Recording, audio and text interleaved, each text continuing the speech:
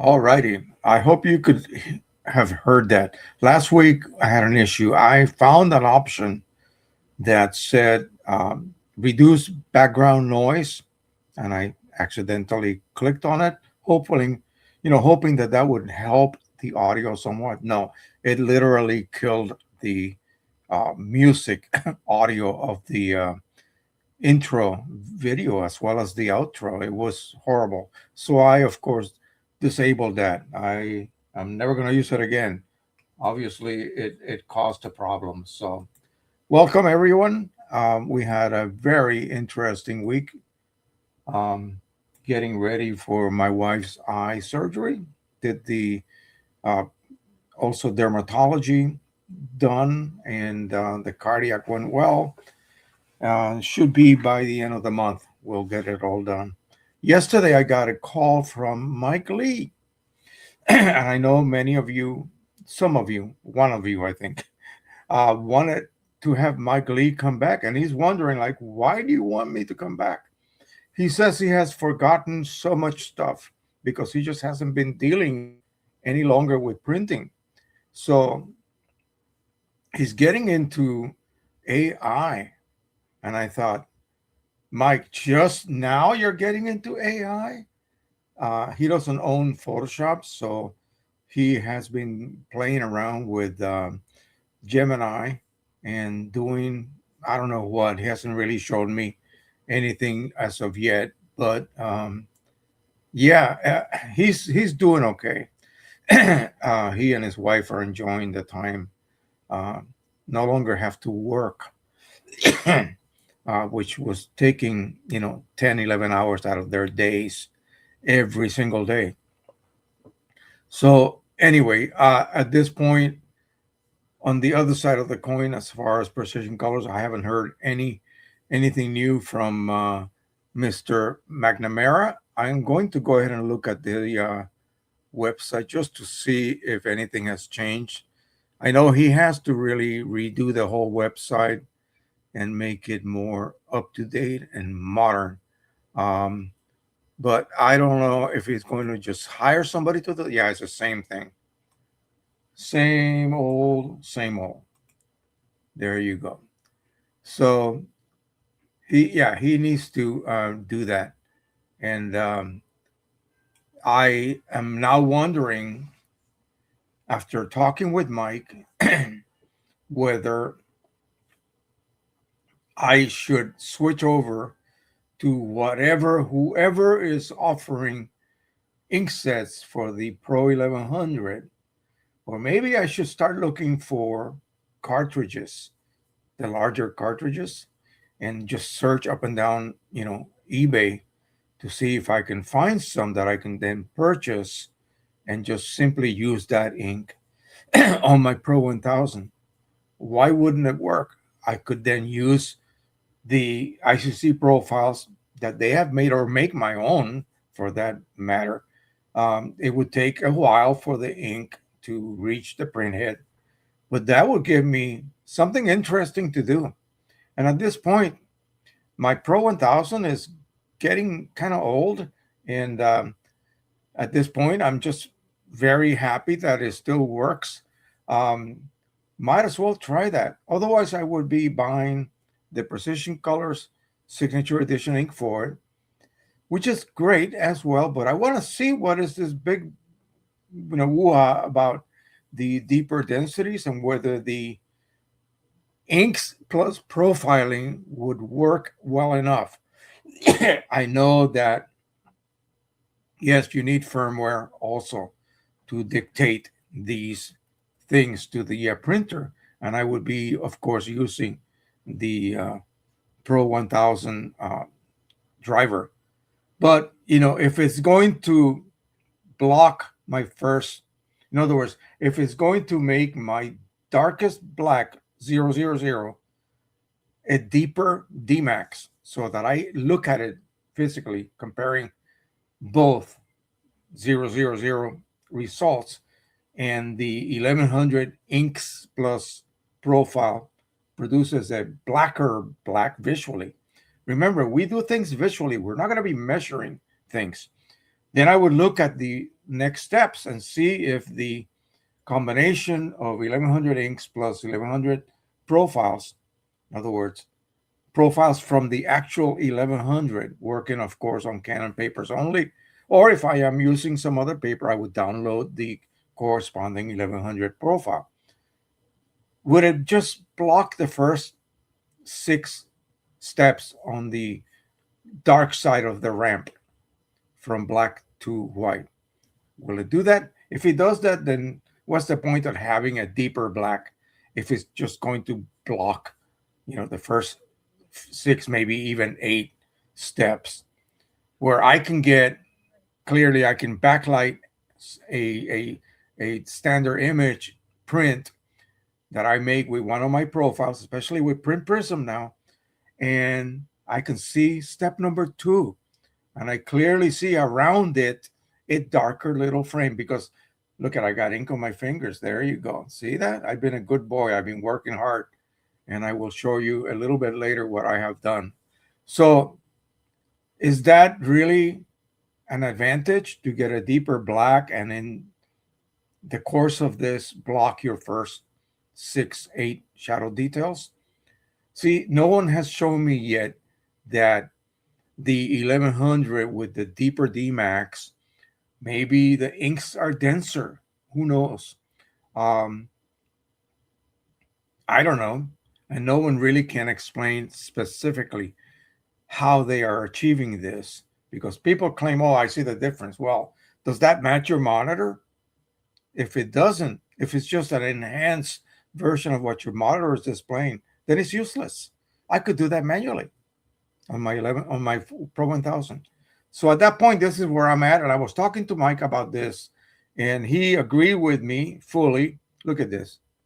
He agreed with me fully that yeah, it would make no sense if that's the way it's actually working, and you have to really take the printer developers with a big grain of salt, a chunk of salt, when they claim this and that. You have to actually see and do a ramp to make sure that it is indeed, you can see number 2 and number 000 is just black, like the surrounding background of that band. That band contains little squares, and the background of that band is black, 000. So as you progress toward the right, looking at them, you see the next one. The first one you shouldn't see at all because it blends with the background. The next one, number 2, you should be able to see. I don't even think there's a 000. Sorry, I digress. Um, digress. I think it's number 2. So you should be able to see number 2 barely surrounded by black. Okay, and then number 4, number 6, number 8, and so forth. It's going to be interesting. I'm willing to do it. Why not? Why not? As long as even if someone is offering like another company, possibly, I don't know if Precision Color still plans to do this, but other companies already have supposedly third-party versions for the 1100. Or again, I would maybe just buy the important colors: magenta, yellow, cyan, black, that matte black especially.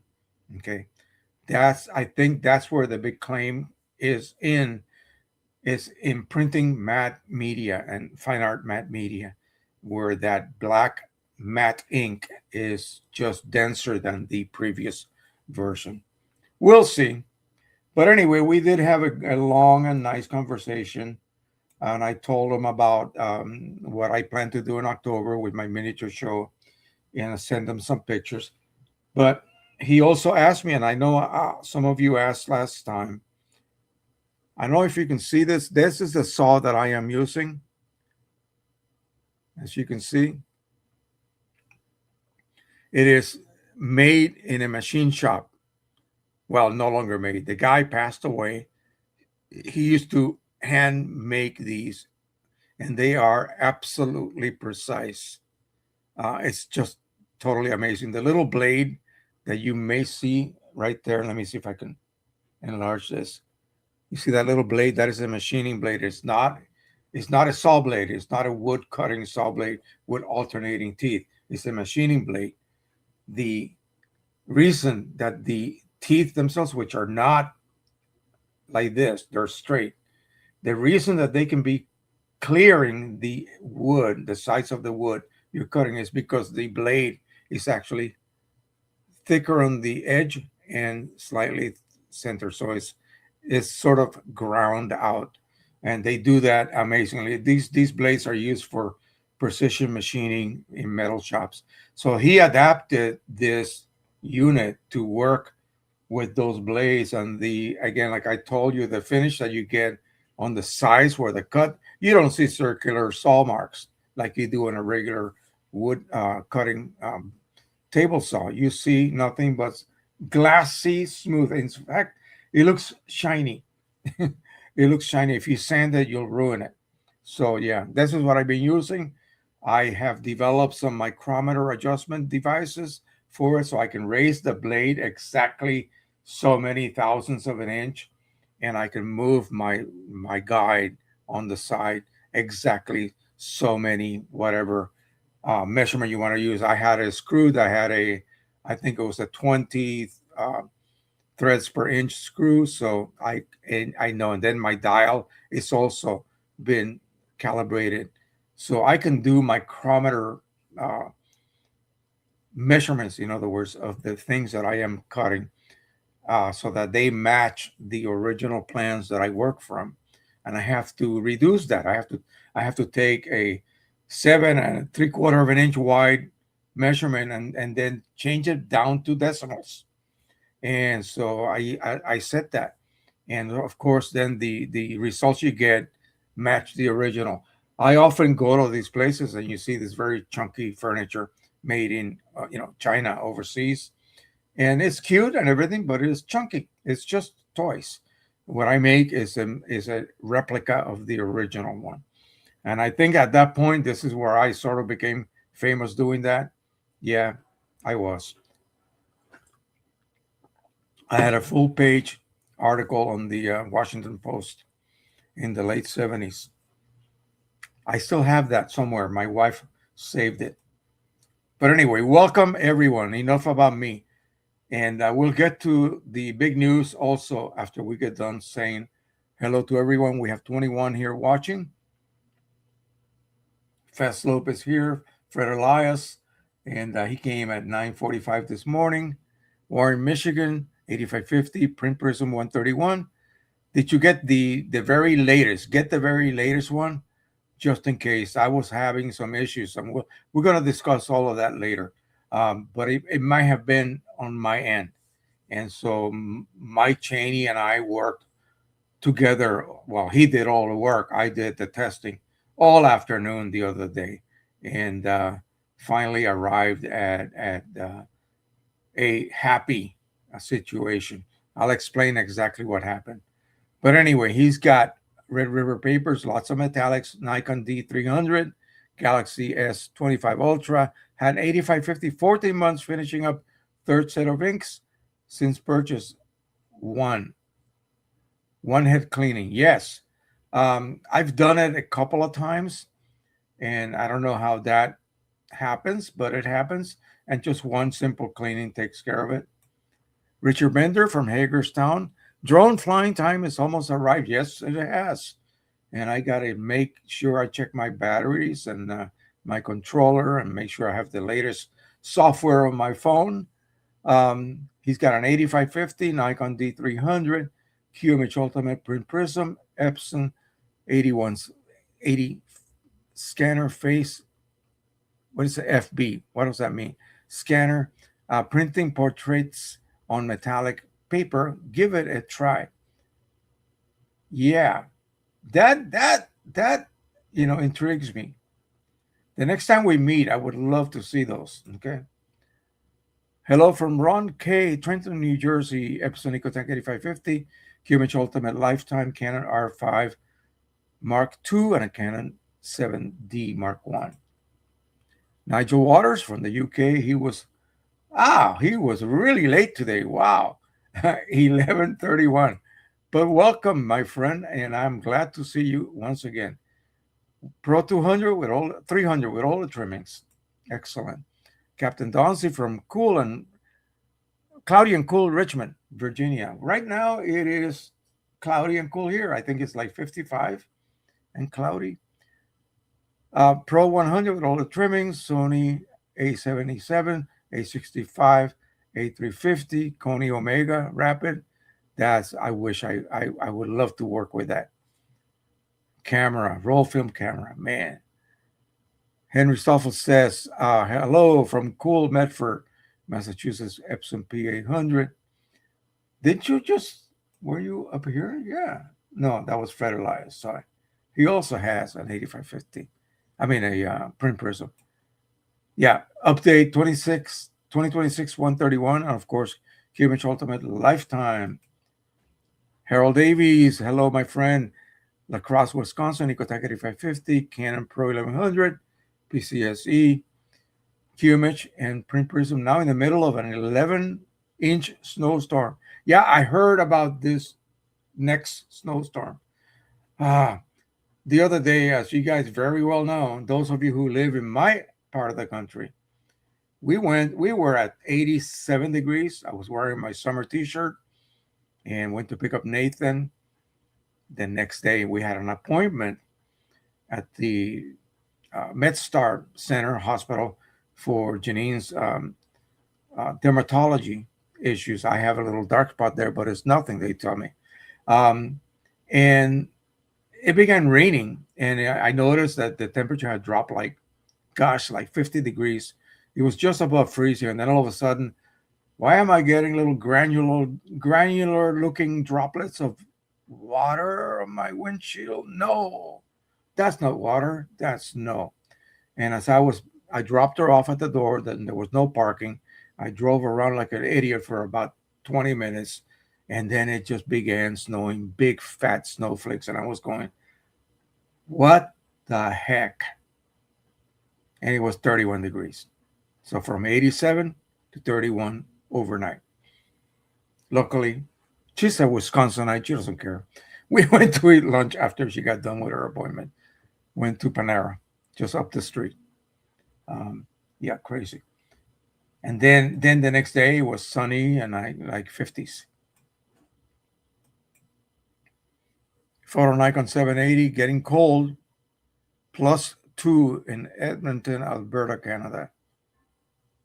Canon Pro 1000, Epson XP 15000, Ecotech 8550, Kimich Ultimate Print Prism, OEM inks and papers, plus Red River staples, Ilford Canson papers, Nikon D850, and a Sony A6500.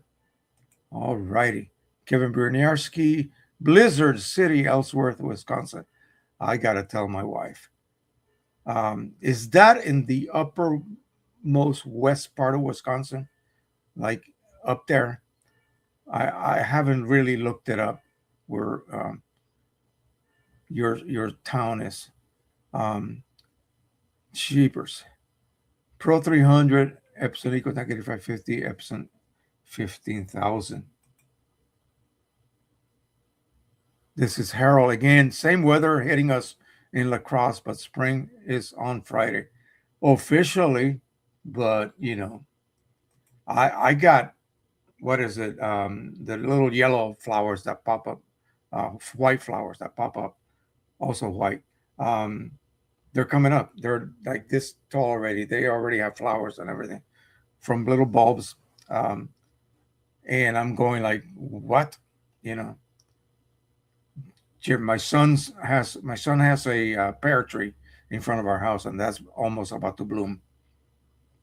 But then we might get some of the snow if it gets this far east. Judy Ann says, good morning. Hello, how are you? From Washington State, right? Yes. Kevin Bruniarski says, yes, we always get hit at least one time like this, don't we? Yeah. Usually it'll be warm the day or two after, but not this time. I don't know if I can handle this one. I'm telling you. Stephen Paulboy, hey, where have you been, man? Welcome back. Windy, snowy Toronto, Canada. two 8550s, one HP Z9, whatever. Uh, I used to love those big old HP photo printers. They made some good ones back in the day. Is it still working okay? Nikon Z9, Jose, when printing on my 8550, please review what paper settings I should use when glossy and matte papers. Okay, we can do that. Remind me if I don't do it because I have so much to talk about today. That happened here in New Jersey as well. It went from nice spring weather to snowing. Yeah, it's just absolutely nuts. All right, so obviously precision colors has not changed anything. Now I'm really curious. Let me check. Let me just go to the Canon category here. Go to 12 tanks. Yeah, Pro 1000 only. There's really nothing available. I wonder. Let me see. www.inkowl.com, and let's see if they have Pro 1100. Let's see. Oh, see, they do. They do. I am going to ask. We have collaborated before with each other. I'm going to ask them to see if they can provide me with some inks, and I may get lucky and they'll say yes. Who knows? But I definitely will. They are very to be respected. In other words, they are very reliable.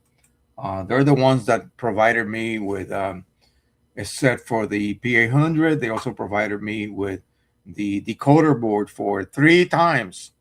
I installed it 3 times. The first time did not recognize a couple of the channels. The second time something else happened, and the third time was the winner. I got it to work, and it has worked ever since. I had originally started with 30 full resets. I have used 4, I believe. I still got a lot of life left on that. That's why I am really leery about switching to a like chipless solution or inkchip.net. It shows you always full. This actually works. This actually shows me the actual levels. And when one gets low, you just reset it and then reboot the printer. Of course, top off your cartridges all the time. It's no longer using the chips on the cartridges, believe it or not. It's using the chips that are embedded in the board itself. But it was like I want to say it was like a 200 something dollar piece of hardware that you had to install internally into the motherboard, cable it into the motherboard. You would remove the cable that was connected to the chip reader, the printer's chip reader, and attach it to the board, and another cable, and that was it. And then you power it from a USB um, plug, and then attach it to the back of the printer with some Velcro, and then you just press the button. Anytime you want to reset it, you can reset it anytime you want. It makes no sense, of course. You keep them full, but always reset when, say, you reach an empty chip. Of course, the cartridge always has ink. You never really physically let it go empty. You always fill it up. All right. So let me pop up something here.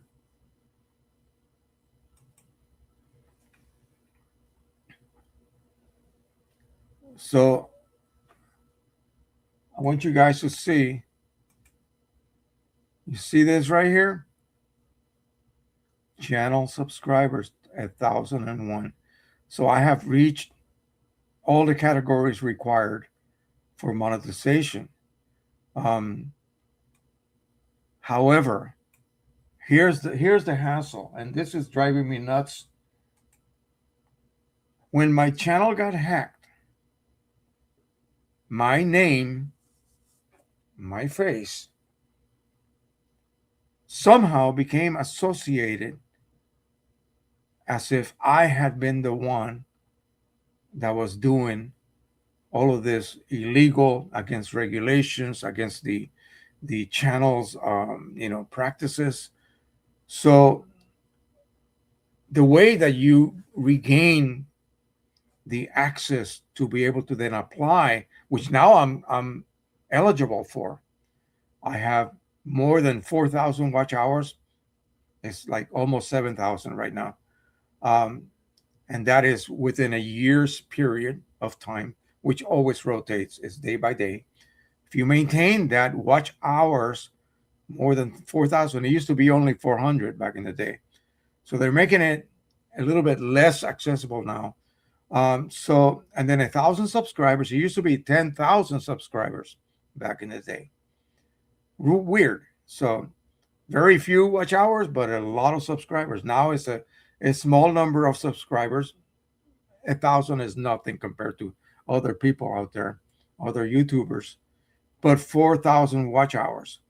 So now I'm qualified. But I have tried several times to apply. Let me show you what happens. Well, I'm not going to do it, but I'll show you what you need to go through and why I'm kind of terrified to do it. So right here, settings,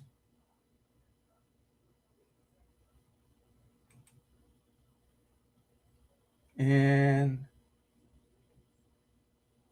I think is channel.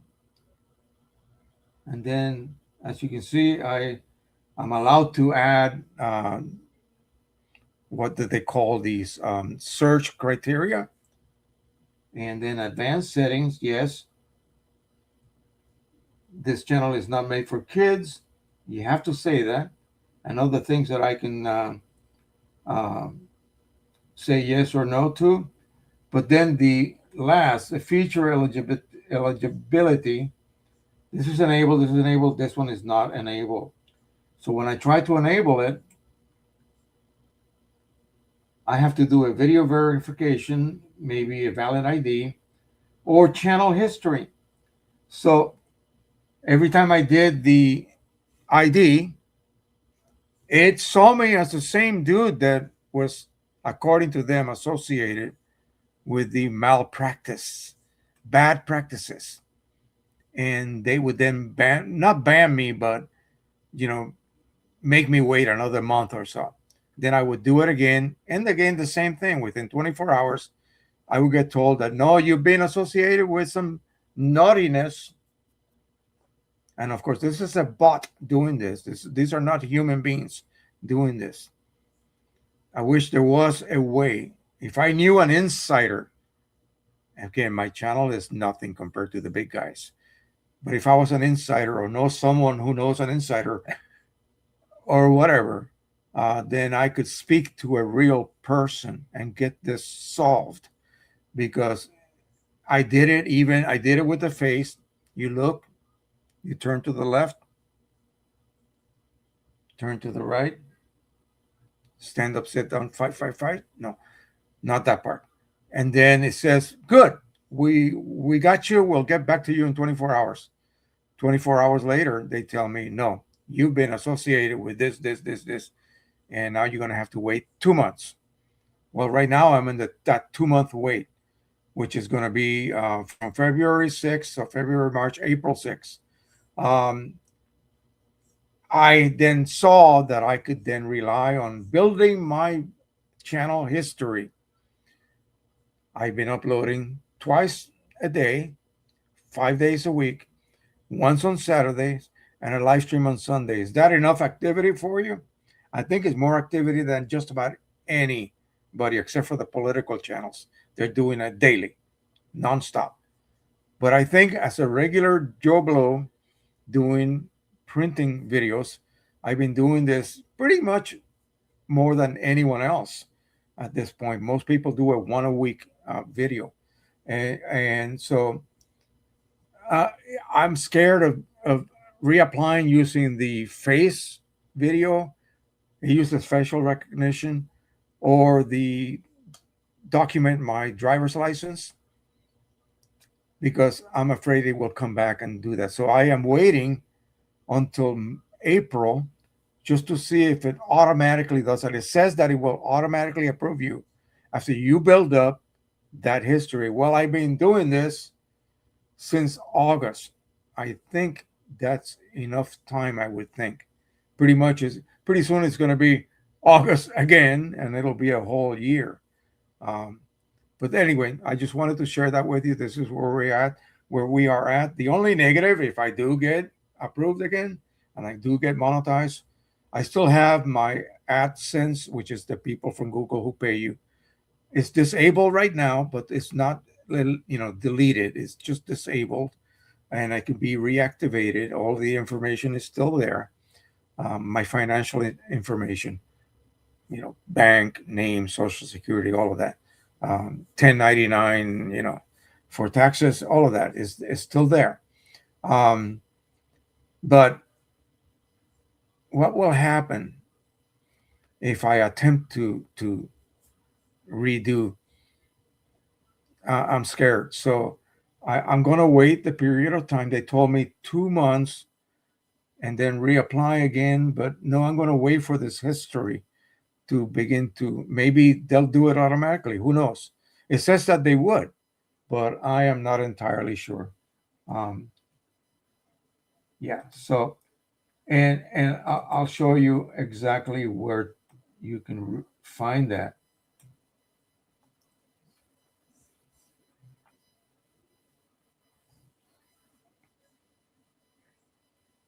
I think, let me see,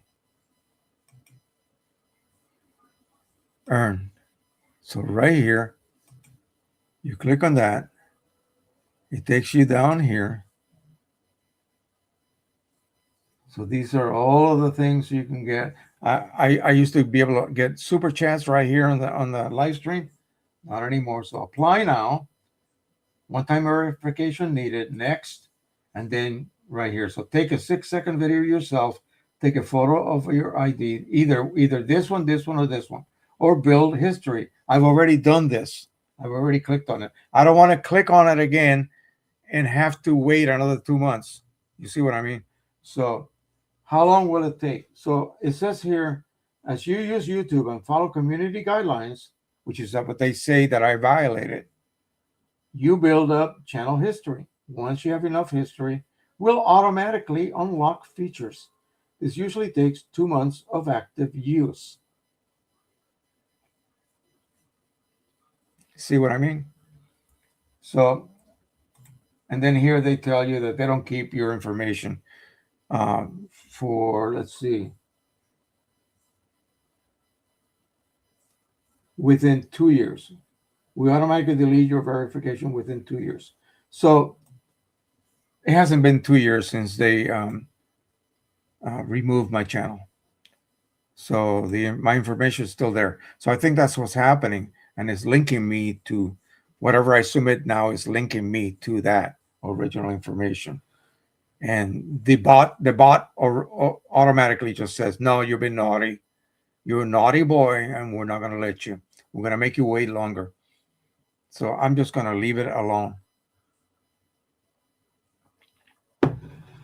If there are any YouTube geniuses out there, or people who know someone inside of YouTube. YouTube used to be an individual company. They got absorbed by Google.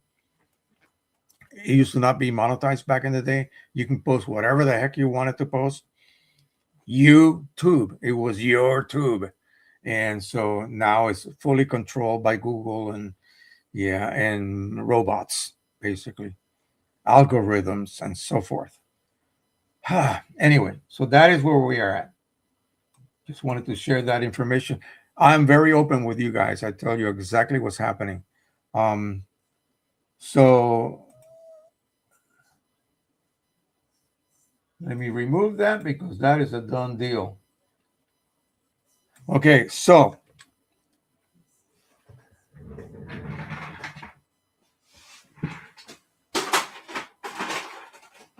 right here stands the Pro 100, the new one. I installed OEM inks in it, my last pack of OEM inks, and I quickly printed this just using the Canon profile for luster. Luster came 5 sheets. It comes with 5 sheets. The printer, this looks so beautiful to me right now. I don't know how it's going to look like to you guys, but this looks like, why would I want to improve this type of look? Let me see. I can only see number 6.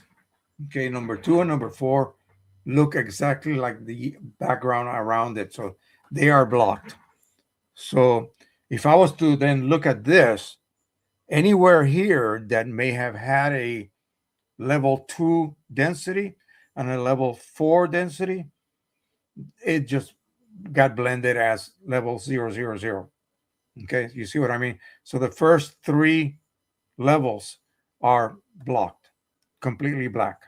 So I want to open that up. Now you could do a curve adjustment in Photoshop. Forget about it. I want an ICC profile to do that for me. So we'll see. I've printed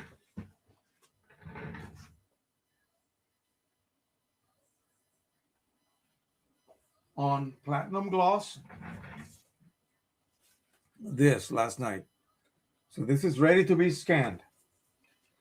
Uh, I am going to be using the new version of Print Prism.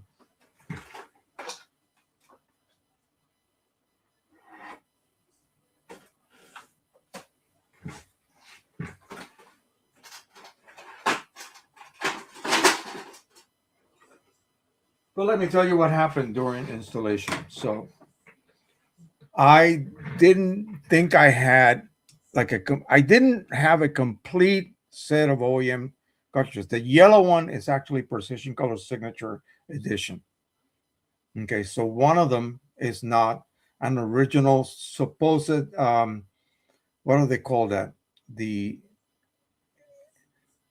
what do they call the cartridges they give you? They have a term for that, like initialization cartridges, whatever. Anyway, so I put the print head in, the same one that I tried on the dead one over there, and added my cartridges. All the red lights were on. Closed, of course, locked the print head in place. Close the top, and it's supposed to then move to the right. Your power button is supposed to blink on and off, and then it's going to begin to make noise and stuff. And that was not happening. I was getting a blinking light. And I thought, how can I have a B200 already? It's a brand new print head, brand new printer, and fully reset. In fact, the other ones were brand new OEM cartridges, except for the yellow.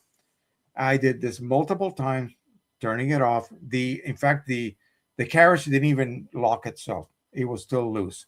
Reminded me of the Pro 1, I believe it was. It did that for me again also while installing it. I had to call Canon, and they wanted me to send it to a shop. Forget it. If I cannot fix it myself, it's a loss of money for me. I'm not going to drive 50 miles with a printer that weighs 70 pounds. That, Pro 1. Anyway, so over and over and over and over, and finally, somehow magically, it began. And that's what happened with the Pro 1. Somehow magically, it began to initialize. So it did it, and then I did a nozzle check. It was perfect. Did the print alignment again using their paper, auto print head alignment, and then I printed that. And now I'm going to go ahead and scan that chart that I just created. Now, why did I do that? Well, because Print Prism came out with 131. So let me tell you what happened. I install it. Now, remember, I was having hassles with my USBs and all that. Well, now everything's connected. Okay. I actually did order a Ethernet box with multiple ports on it, but I have yet to install it. I have a problem where I don't have any extra ports on my router. because my solar panel is hooked up to one of the Ethernet, and it's wirelessly, not wireless, it's connected to a little device that I can't show it to you, but it's a little antenna that picks up information and anyway transmits it, all that stuff. So what I'm going to do is I'm going to install the Ethernet box and then install that into the box. That way I can use it for printers that I may want to use through Ethernet to connect through a network. But right now, all the USBs seem to be working okay. So I haven't done that yet. No need to do it. If it ain't broken, that kind of thing. So now I'm able to print my Pro 200, my Pro 100, my P800, my Pro 1000, and my Pro 1 through USB. And of course, the 8550 and the 4200. 4200, it's been acting up. Every time that I want to exchange a set of refillables, one of the channels starts absorbing a lot of air somehow. And I think it's as soon as you move over to the center and it's floating, air gets in. I don't know how it happens. Maybe it's the refillable cartridges are just so bad that they don't really seal properly. I don't know what it is, but hopefully that has been fixed. I have my heat press on. Before we get to this, let me go ahead and run a quick nozzle check.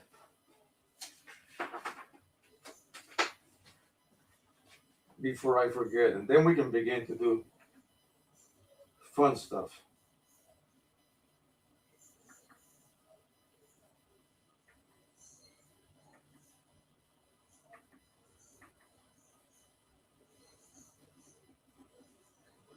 Maintenance and cross fingers. And this happens every time I exchange cartridges.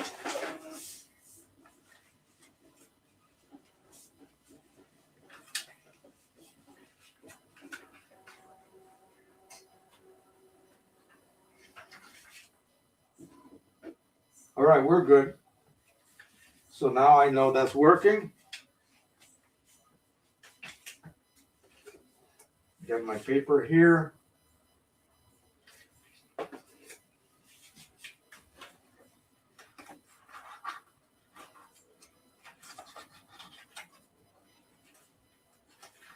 Got everything I need. Here's a sub.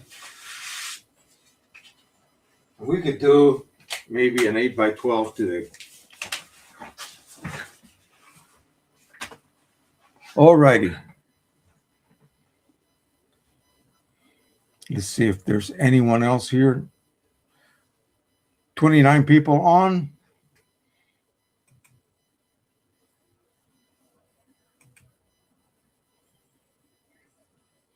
Must I buy an approved scanner to use Print Prism? Yeah, there's a ton of scanners now. So I'll show you.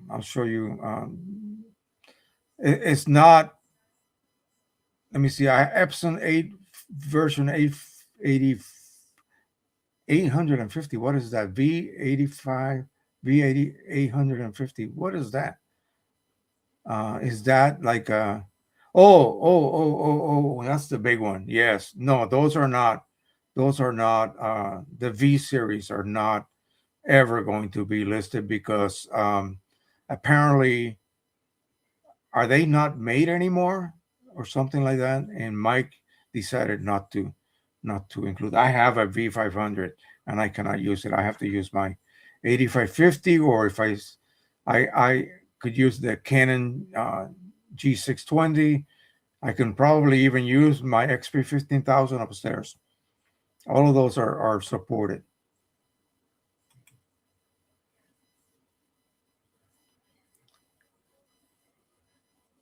A.K. Bauer, 2525. Have you been here before? I can't recognize your face. Good afternoon, Jose. XP 7100 and Canon G620. So yes, if you have a G620, you can use Print Prism. The G620 produces beautiful results. It's a 6-color printer. It's fine. People malign it, and no, it's a really good one. It's as good as the XP 15,000. Good profiles, and with this print prism, you can make excellent profiles with that. I'm trying to refill my Epson 410 cartridges. What is 410? First attempt was absolute disaster. Ink ran out and uncontrollably. I looked for a video in your. No, I don't have anything on that. What is an Epson 410? Is that an all-in-one? Epson 410.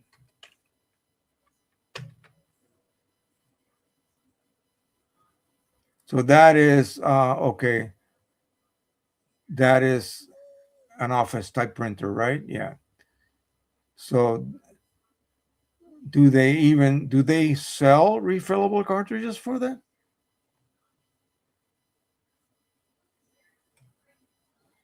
Let me see what it looks like. Let me write down printer. Yeah, it's an all-in-one. Obviously, Amazon has it. $59. Yeah. That's the problem with this type of printer. You pay $59 and then you pay a fortune for ink. And it's like you think you got away with murder for $59, and now you got to pay, $15, $20 per cartridge. And yeah, it kills you. So, or is it the XP 7100? Okay. Oh, I see what you mean. This is card model. So there is an actual model printer by that model, by the way. So XP 7100. Let's look at that. Epson XP 7100.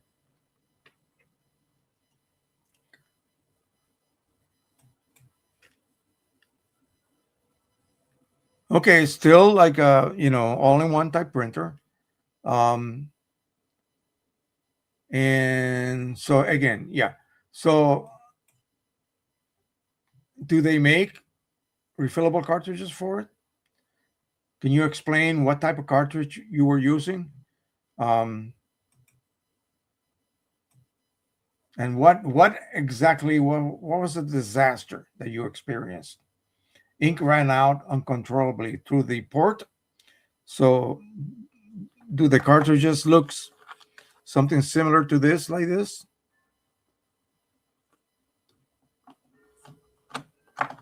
Let me know real quick so that I can then help you.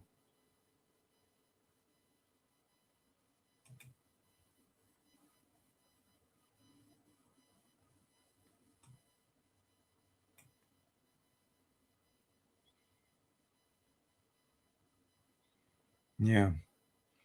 Usually leakage occurs when like for instance, let me show you.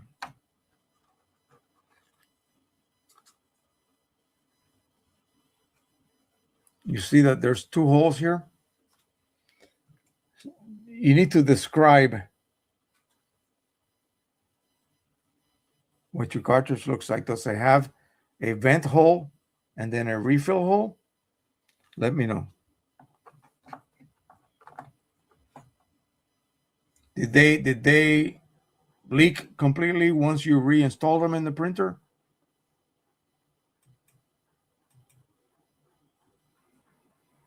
HZ from Still None DST, the Netherlands. Just joined after coming home from a little photo walk in a picturesque village. Just browsed the harvest. Probably all good for the trash can. What harvest? Flowers? Vegetables? What? I lived in Belgium, just south of the Netherlands.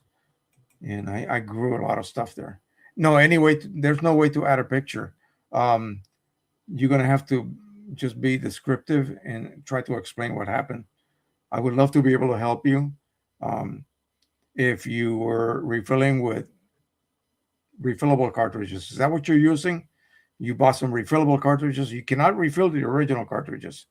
I would not think you could. Okay, that's usually the case, except for the XP 15,000. You just flip them upside down and add ink to the actual port. Leaked well before, didn't even get it complete. So while you were refilling them, they were leaking. Wow, where did you get those refillables from? They are refillable, right? You have to make that clear. Okay.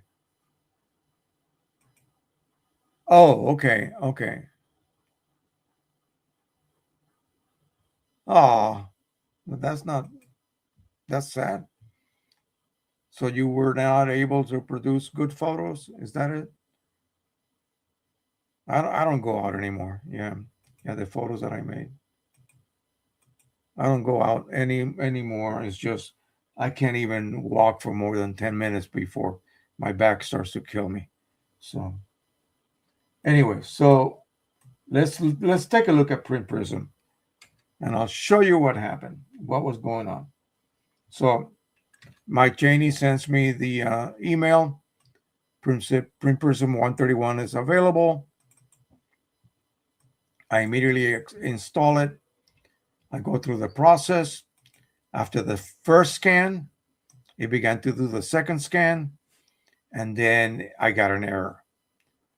And just to make it short, the error told me to go back to scanning, and it took me to the original opening of the scan control uh, user interface where I choose, the scanner, I choose the mode, I choose this, I choose that, I choose no color control, all of that. It was telling me to do it manually, but every time I did that, then it threw a second error.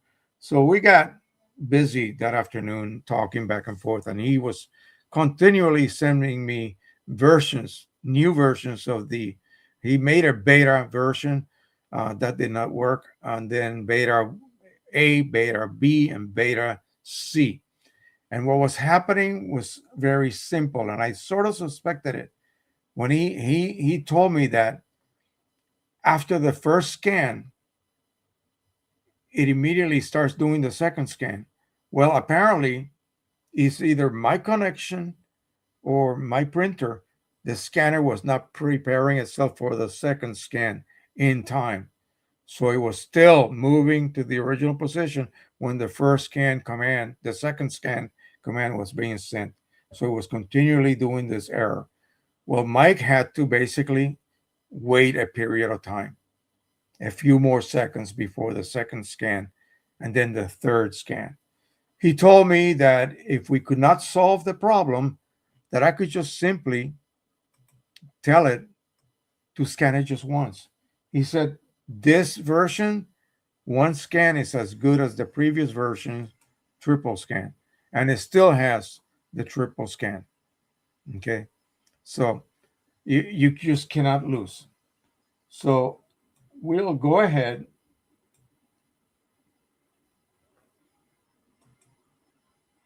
and scan. I'm going to preview first just to make sure. Okay. For the person with the question about scanners, here's the list of all the different categories of scanners.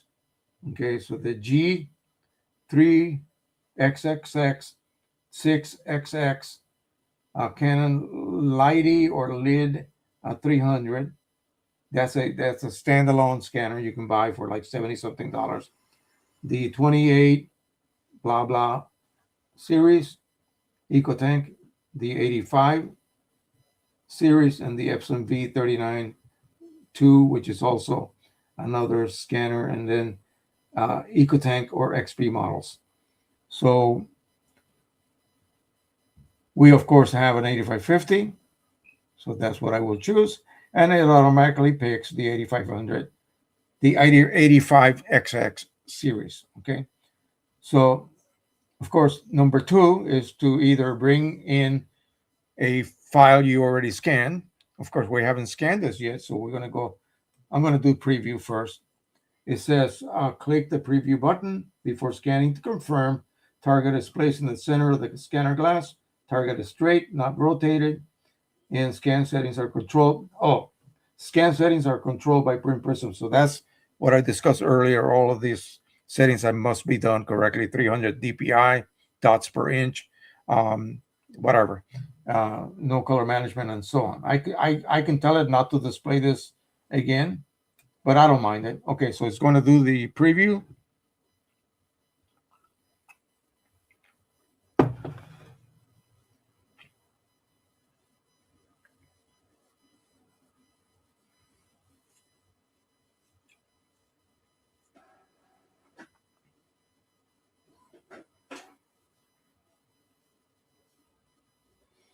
My printer was sleeping. It had to be woken up.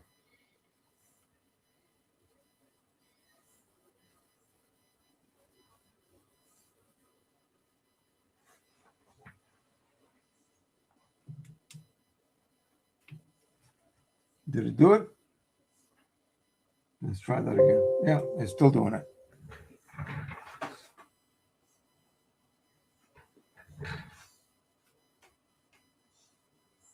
No.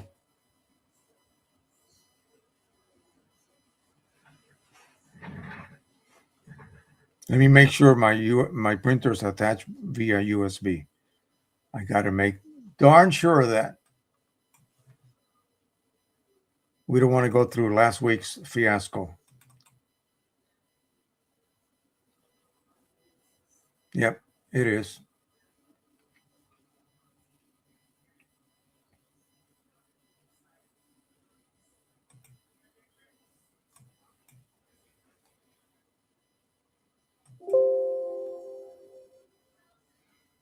Okay, so let me. Oh, I know what it is. Here it is. Haha. It was minimized. And here's the window. Here's the scan. I looked at it. It's nice and even, and ready to be triple scanned now. So you set that here, either 1, 2, or 3 scans. And this is where it was failing. It was failing because it was telling it to do the second scan faster than the printer can reset itself. And it may be my fault. It may be my USB cable does not send the data fast enough to it. So anyway, let's go ahead and do it. Scanning.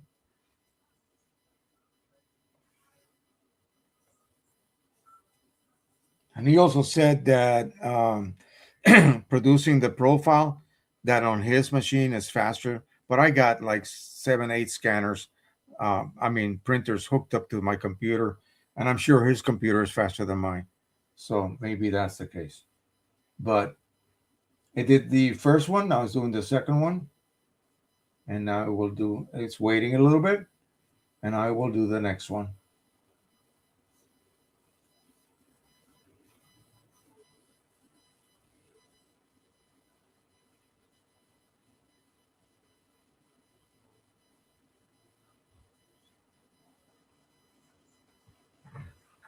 You can see the lights is blinking on it, preparing next pass.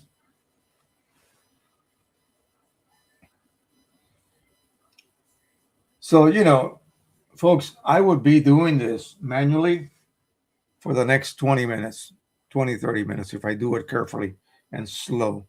I would be scanning a target chart with my spectrophotometer for about 20, 25 minutes. Say 3 sheets, 1,600 patches.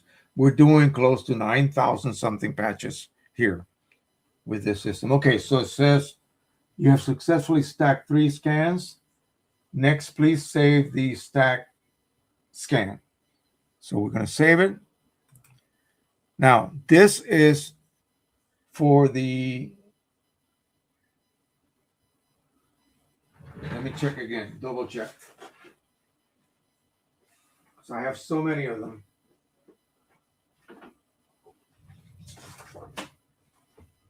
For the Pro 100, sorry.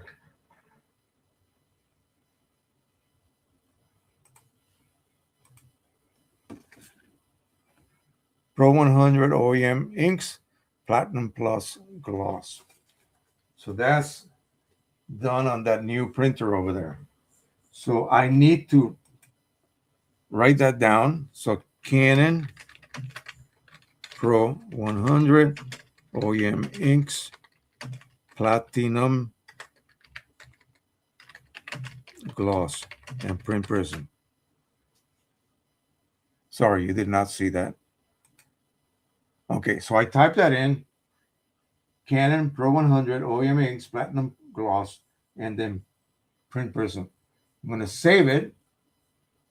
And now it says, copy this scan name into the profile description. Boom, it's done. It's doing it for me automatically, which is awesome. Now, let's find those corners. Detect corners. You see that little red corner marker there?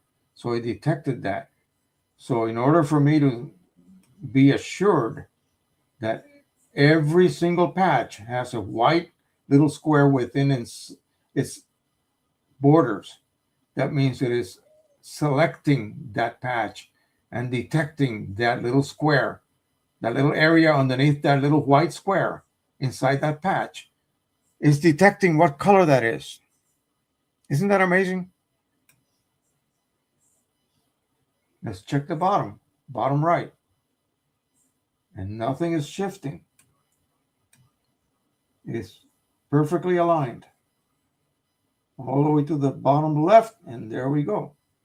All the little white squares are within the actual patch. So each one of those little white squares, as I call them, is an actual selection. It is selecting the area of that little white square.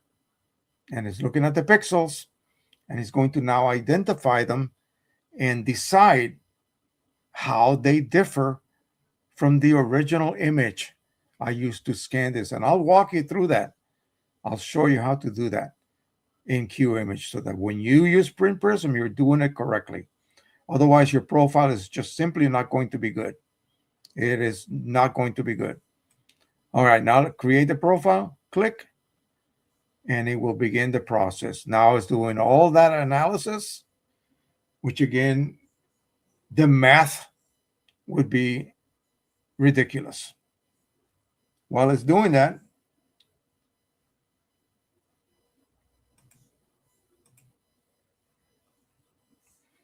when you say the paths, you mean, let me jump over to me.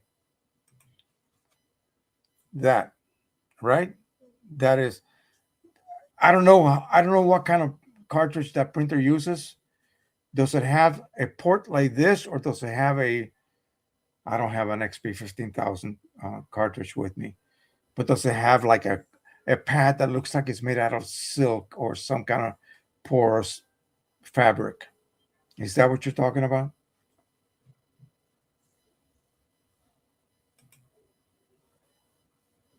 Again, that is out of my hands and really out of Mike's hands. His partner, the guy that basically created using the same code for Mac, in other words, QImage 1, he may be looking into that. At this point, they're not saying anything because they don't want to put themselves, saying they're going to do it and then it doesn't work out. You see what I mean? It should be able to be done.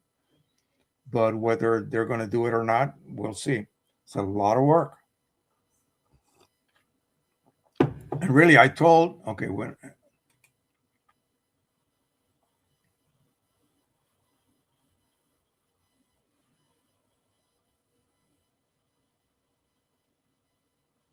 do you mean by community tab? Do you mean my Facebook?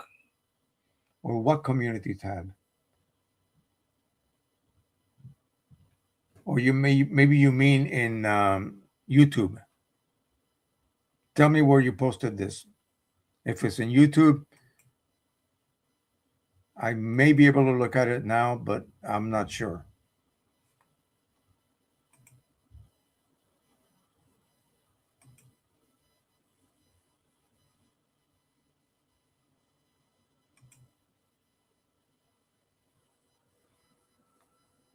I'm not able to access that from my end. I would have to look at that like I was a viewer. Yeah.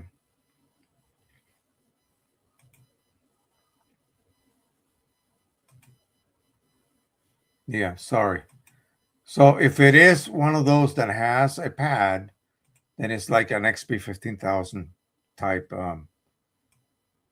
cartridge, and that should not be happening. Can you tell me if the cartridge is see-through, and does it have like an ink compartment, and then on the other side it has a sponge?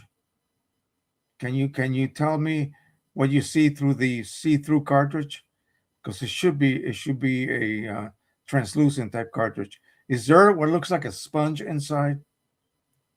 Epson printers do not use sponges, so I'm wondering.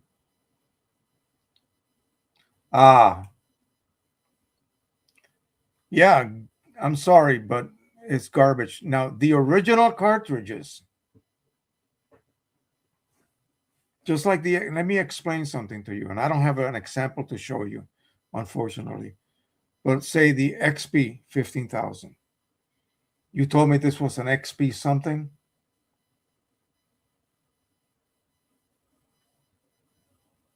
By the way, the profile has been created.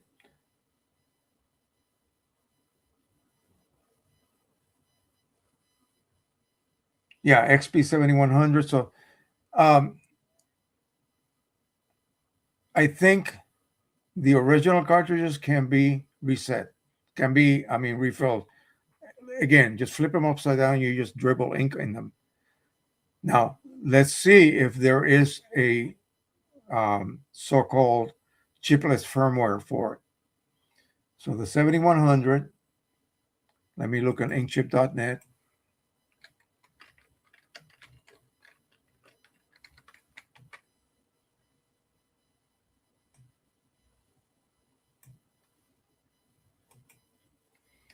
So what you do is you go here to the,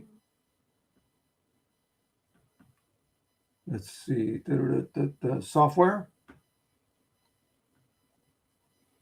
and we're going to look for that printer.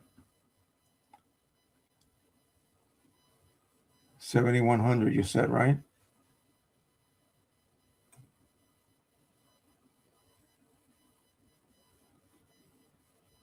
Okay. If it's listed here, then you can indeed use it, and it is not. So there is no, as far as I can see right here, it is an XP, right?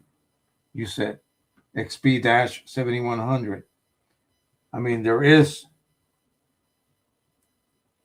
you see that for the XP 15,000. That's what I'm running on my XP 15,000. And I'm simply able to just add ink to the cartridges, and I just dribble ink inside, literally flip it upside down. Again, I know it sounds ridiculous.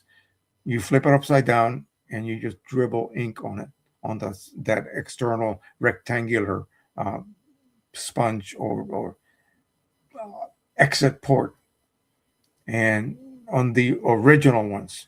Now the chips cannot be reset, so you have to disable that chip reading by installing a special firmware. I'm sorry, but that's the best that I can do, and it's not listed here, so I don't think your printer is covered. Does does do the chips on these refillables? Have you even tried to install the chip? I mean the cartridge to see if it even accepts it. Uh, wow, that I would love to have been able to help you, but I think that's kind of like a lost cause at this point. Um, you may have to use OEM. If only these cartridges were reliable, and apparently they're not. So sorry. Okay, well, as you can see, we are done here. So let me go ahead and do this. I am going to print.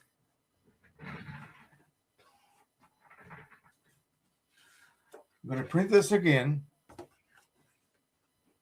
I think I have a piece of paper left here.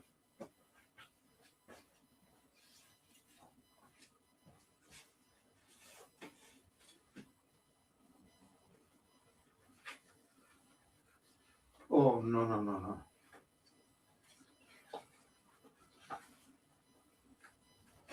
No, that will not work.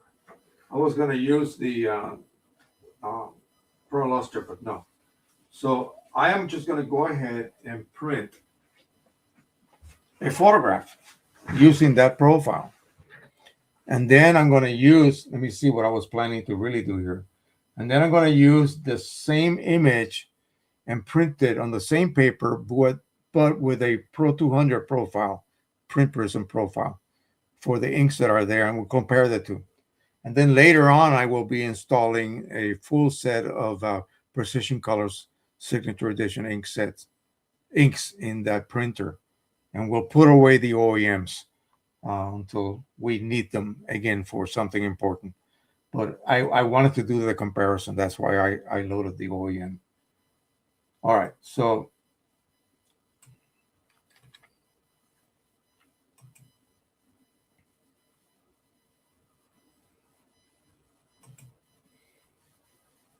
let me go ahead.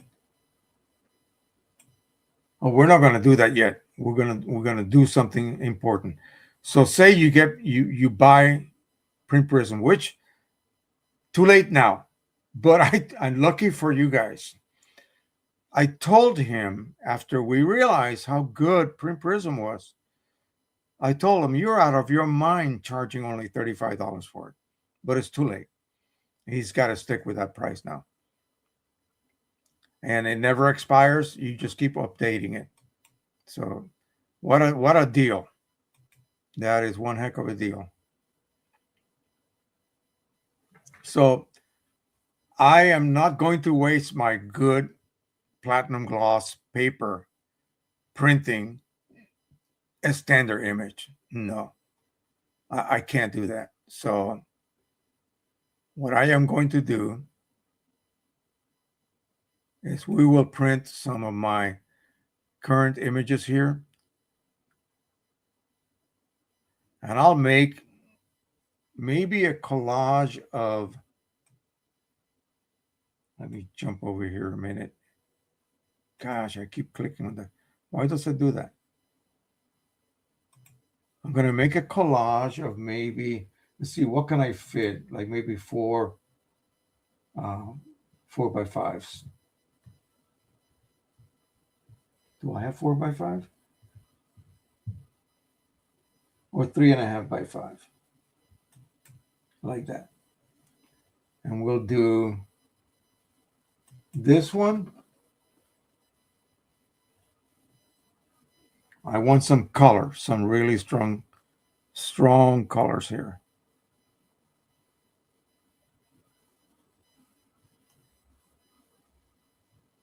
This one.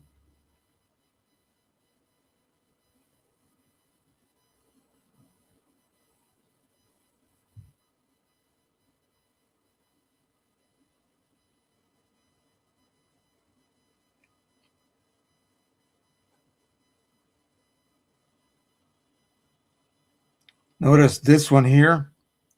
This is a photographic rendition. This is a more like an art type rendition. That's the beauty of being able to choose that when you do the AI generating the image through AI. No, I don't want the ghost. Here we go. We'll choose maybe this one here.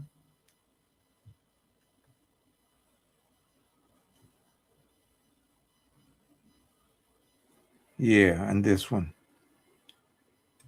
Okay, so we got 4 images. We'll simply go ahead and prep them for printing. My phone just buzzed. It's just photos.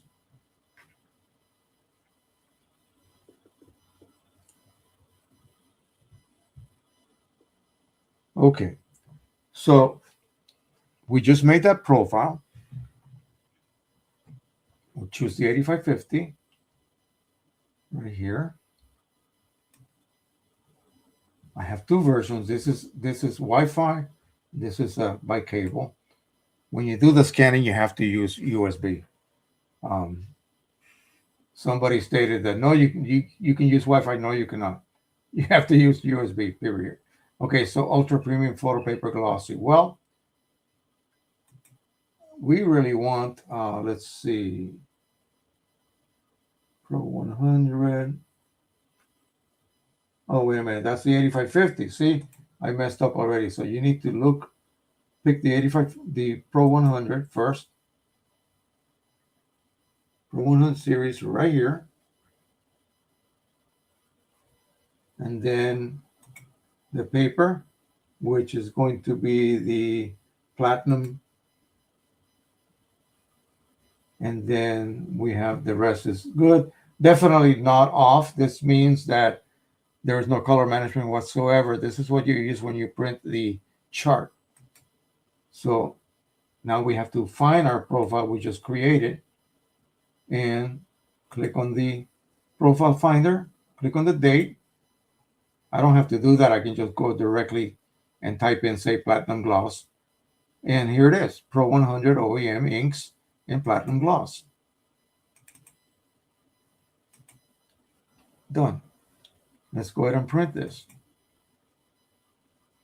You might ask yourself, well, is my printer color management has it been turned off? It has automatically for you.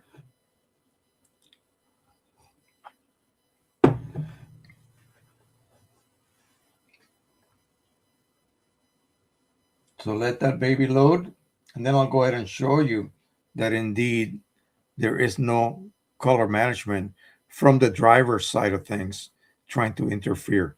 I am telling QImage Ultimate to use the profile I just generated. And of course, the driver cannot possibly be doing double profiling. It has to leave that job, the job of profiling, to QImage using the profile that I just created with Print Prism. A lot to remember, but QImage does it for you. There's no need to worry. And if I was producing multiples of this, like every month or so, I just save this as a job.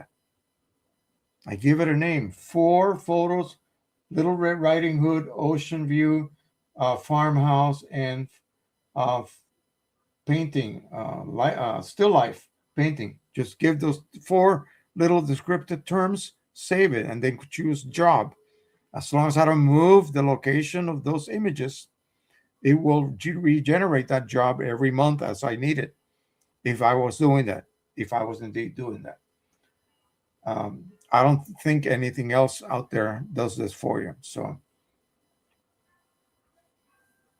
the year that QImage came out, I got it simply because I wanted to do multiples. That was the only reason. Back when printers were just beginning to be offered to people. Early 2000s, around there, more than 20 years ago. And I haven't stopped using it. Had it not been a good product, I would have stopped using it years ago. 83. QImage sends the whole shebang at once. It will not go to the printer until everything has been transferred. So there's no issues with data being stopped halfway through or something like that. No. Okay, so 100.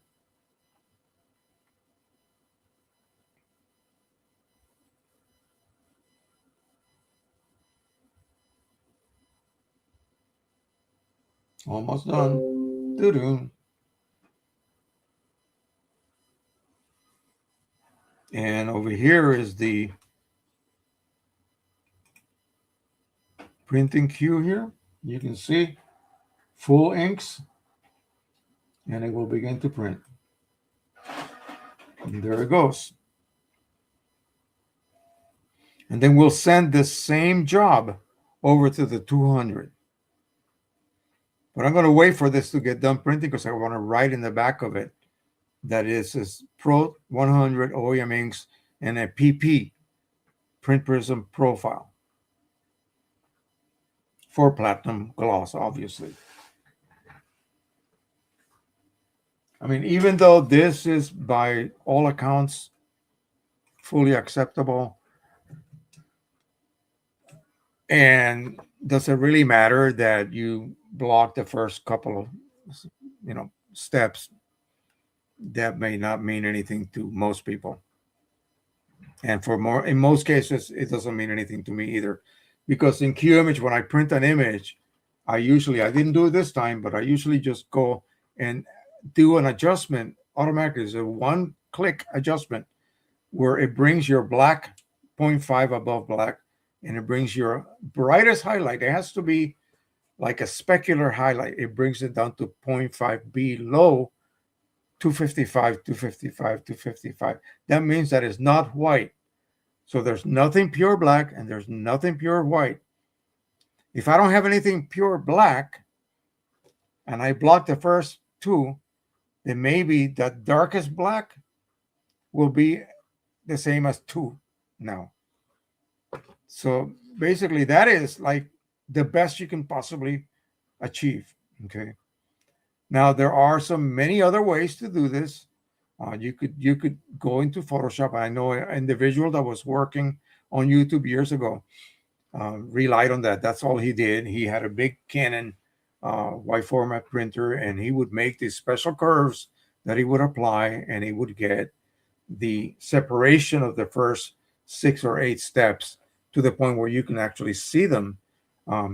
What you want, the nirvana condition to achieve is a straight line like that.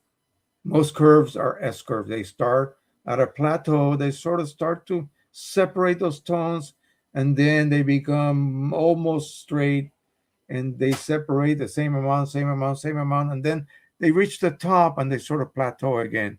So like the highest, say 10 steps and the lowest 10 steps, they get subdued a little bit. There's not that much separation.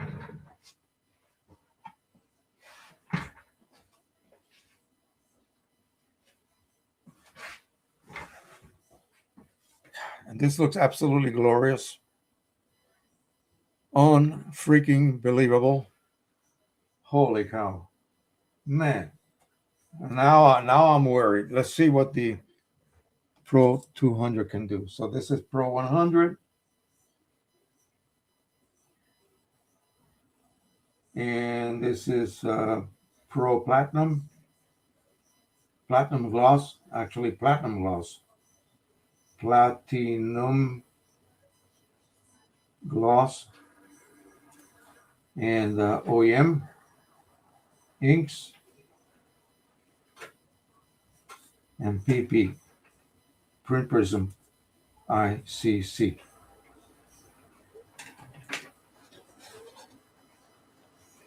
All right.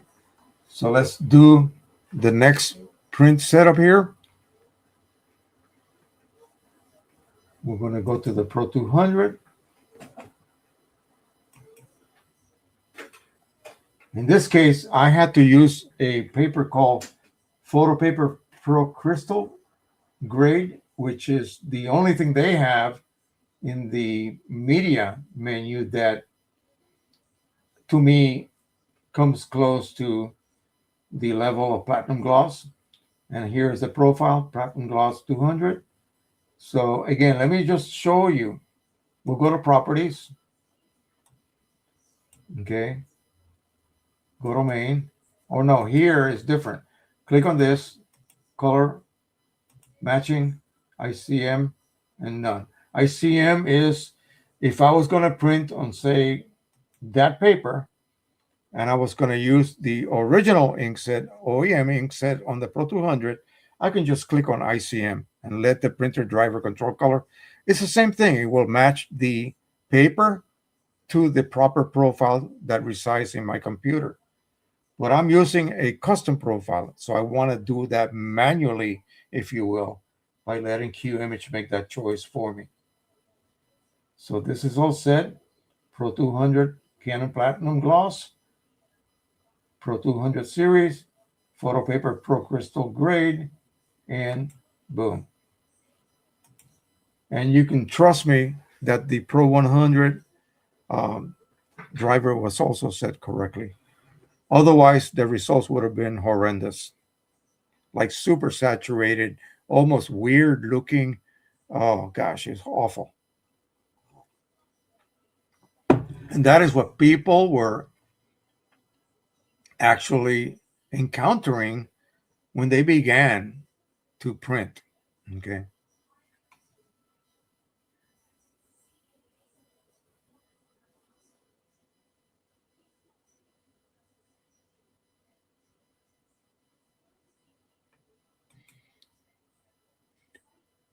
You had not been able to refill one yet? Then what is leaking? The original cartridges? I mean, what's going on? I am going to give you my email. You send me a photograph of what's any evidence that you have. Send it to me. I'm going to post it right here, right now.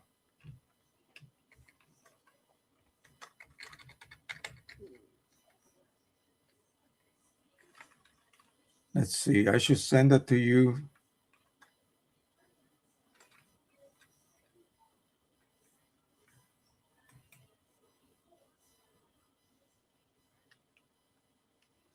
To my Machicheo right here. This is a a channel that an email channel that I use only for printing.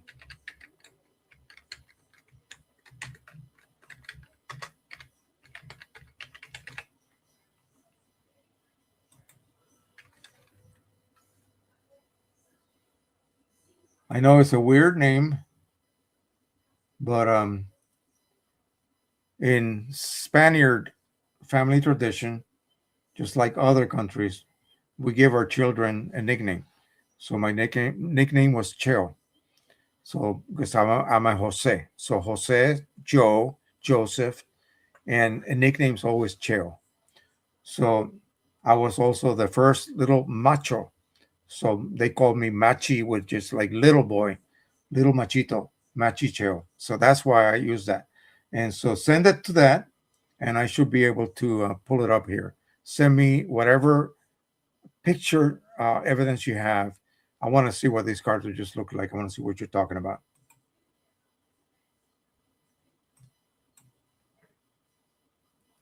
Did that start printing? Let me see. Yep.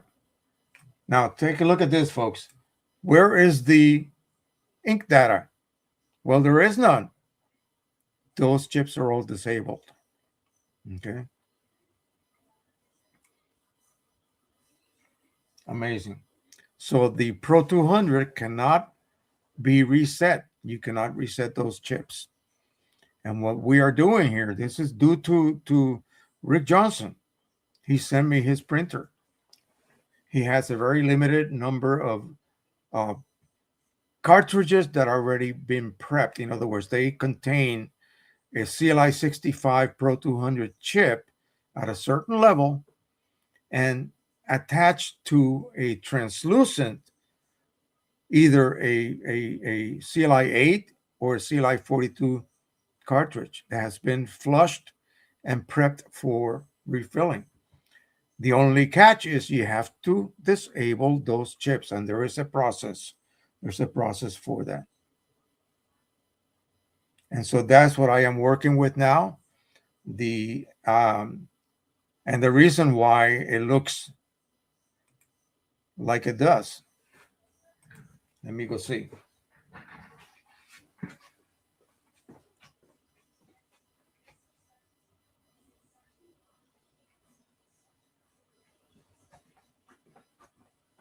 And it is done. I am going to write in the back the identification so we know what printer did what. So let me see how I did this. So Pro 200. And this is with PC Inks, PC 65 SE. And this is Canon Pro Platinum, Platinum Gloss, Canon Platinum Gloss. and a print prism ICC. Okay, here we go. So this is the one we just made. I need to jump back to me.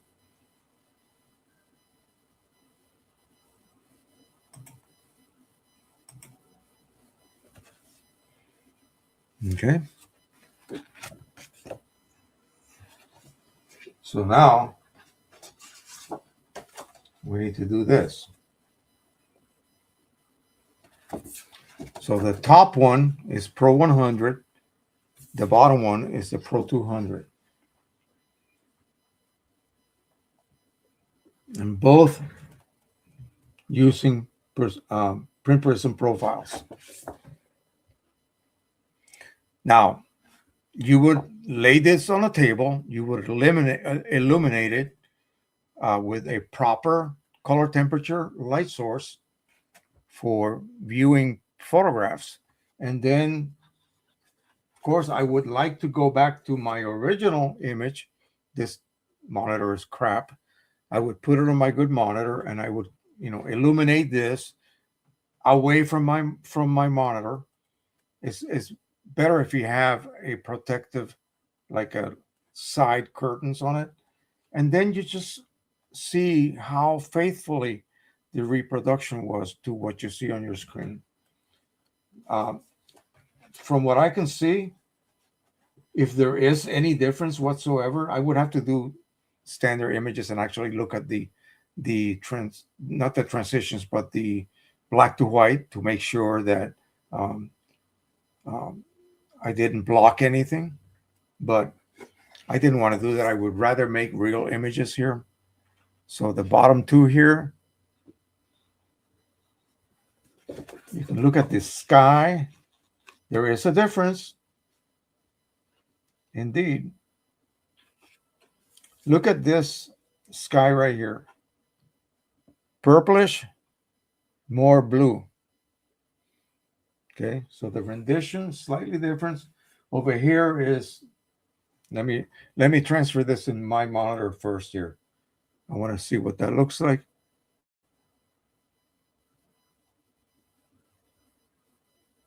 Yeah, so without looking, here we go. Without looking at the back, this one here is more of a match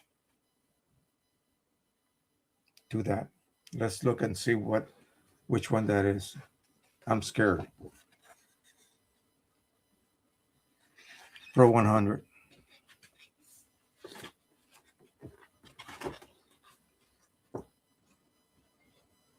The Pro 200 with the print prism profile produces a slide. You see the color change? And these are extremely difficult colors to reproduce. I don't see any issues with the other colors. Usually blues and purples and lavenders will be the area where you will see the changes more than likely occur. Let's look at this right here. I'm gonna have to just put it over my face here. Then when you look at the sky,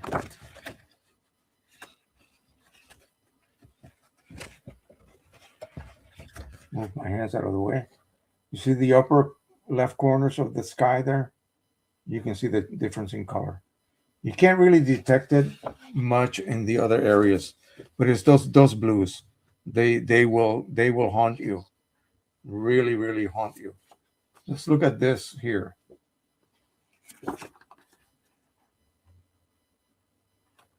Not a horrible difference here. Not too much. Not too much. So a standard image would be good because a standard image has these colors here, and you can really, really see the difference. Right here, I see this is with the Pro 100, their profile for platinum gloss. These two greens, you should be able to see the difference between them, but you cannot. It just blended together. So let me load that standard image here. just for fun.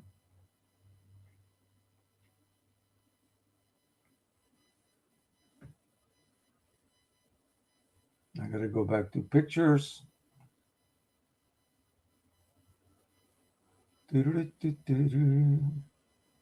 Pictures and test images. And we'll remove these, remove all, and just load the standard image.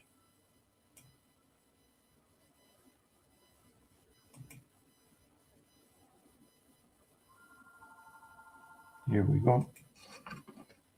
All right.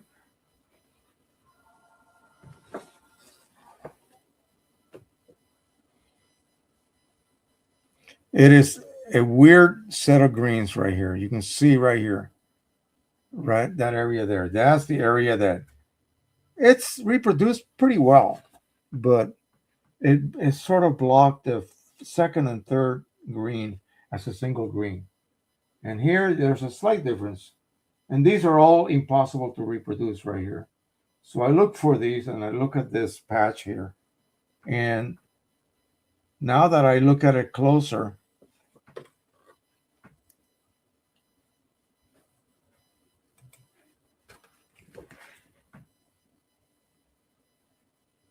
I don't know if it's me or my eyes or my light source, but I'm seeing a slight warming right here in the central area.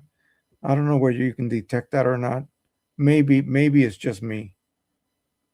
But again, this is OEM, and then I would have to make one with the new profile that I just created.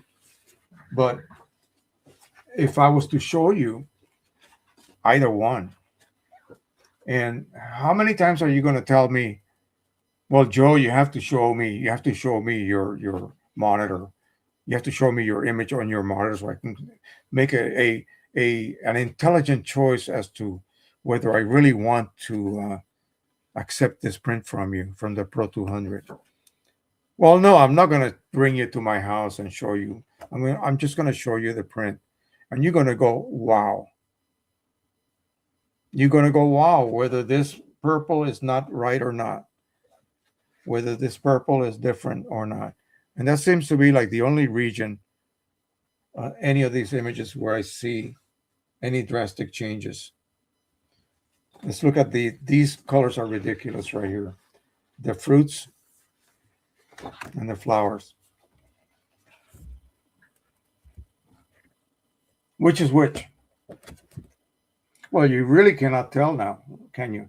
Because apparently every one of these colors sort of falls inside that little gamut bubble of both printers. Whereas maybe the sky, maybe this was just a little bit too much. If I can move my fingers out of the way. These two right here. Maybe that was just a little bit too much. That area on the upper sky. Maybe that color happens to not fit, basically. It's out of gamut and it's being brought in. Well, not really. I'm using perceptual. I mean, relative colorimetric. If I was using perceptual, it would just all be brought in and other colors would be shifted as necessary. I'm looking at the red or super bright orange of her cape. It's supposed to be red. Right here is red. In front of me is red. And this is just a slightly subdued version of that red. So the bright red is the 200 with PC inks. And the slightly less bright, if you will, version of that dress, not the dress, the cape, I mean, is with the Pro 100 with OEM. Now, the Pro 100 with OEM, even with a good profile, was not able to reproduce reds. That's why the Pro 200 came out. So this immediately just tells me, oh, this will be a good commercial. Pro 100 versus the Pro 200.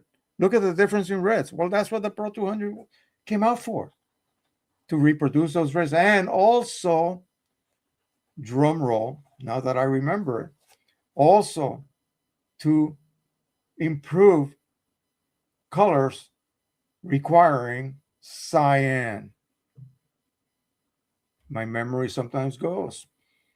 I know Mike Lee forgot about it already, but during the developmental period of a year for the PCSE's inks for the Pro 100, he changed the cyan. He changed it on me. He changed the magenta on me and the cyan, and then later the yellow without telling anybody. And what did it do? Well, it produced more realistic reds and more realistic magenta using colors. This is probably why you see this. Oh my God. This is probably why you see the difference here. This is probably more correct, let's just say, than this. So there was a deficiency, and he saw this. I sent him a picture of a ballerina with a cyan, light pastel cyan dress on, and he said, "Oh my God, did you print that with this? Did you?" Yeah, and I told him all the details, and he said, "I'm going to send you another cyan. Discard the one I sent you before." And I felt really terrible doing that, by the way, but maybe that's it. So after I install the OEM, which is that's going to be next week sometime, I will go ahead and do this test again. I'll have to do a new profile again, and then redo the whole shebang. All right, so last week I tried to print on my P800, remember? Let's go ahead and do that since it's now accessible. I hope.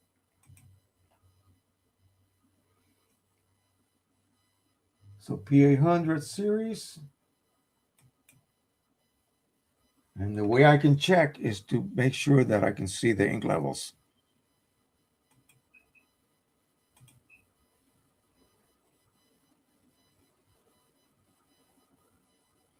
Yeah, that is my view. I remember going to Walmart, and with my daughter, we needed to buy her a printer, and she bought one for like $79, and then she couldn't afford to buy the inks. So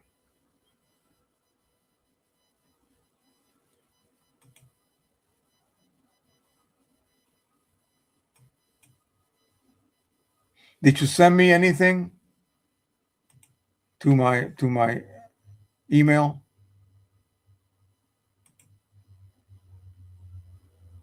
Yes, you did.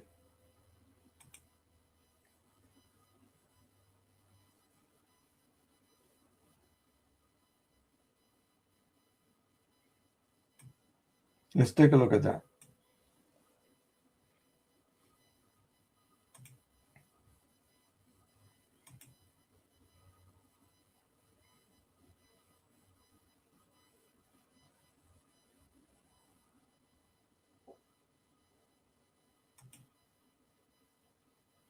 Yeah. And I think just like the XP 15,000, those refillable cartridges are garbage, pure garbage. It's unbelievable that they have resorted to that sort of design. And let's take a quick look at that.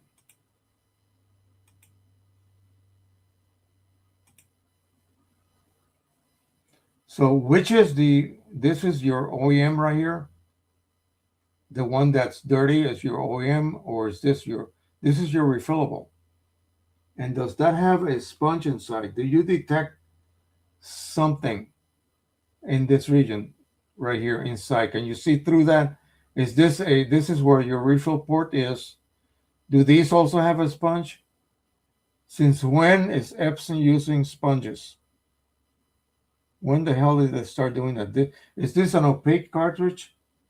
I assume this is the original. Yes, it is. Wow. So is this the one? Is this? See, you need to clarify this for me. Is this your original cartridge, or is this a refillable cartridge? I want to see the original cartridge.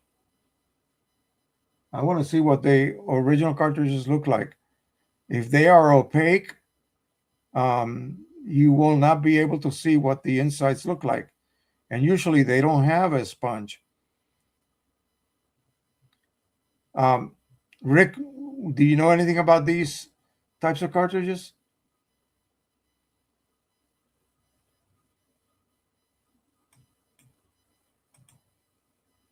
Yes, ma'am, you would be extremely happy with the 8550. Yes, ma'am. And I would highly suggest you consider that. Wait until they go on sale. Don't buy one at full retail. Buy one when it goes on sale.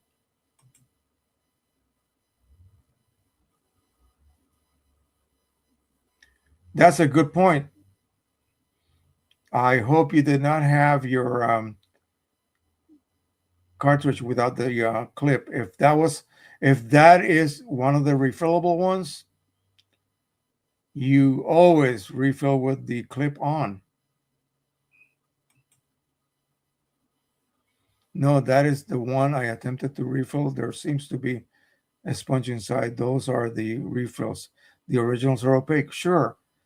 The originals can be refilled by basically adding ink, holding it upside down, adding ink, and then you just very carefully wait until that port becomes slightly wetter than normal. It will absorb the ink readily, but then it just like stops, and then you see that port is not quite dry anymore. It's becoming wet looking. That's when you stop. Now, can that printer be rendered chipless? Again, that's another 60 something dollars you have to spend to do that, even if you could. Okay, send me the original one.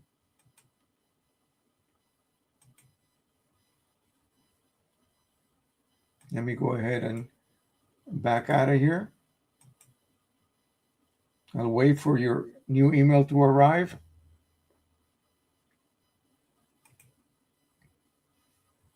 Okay.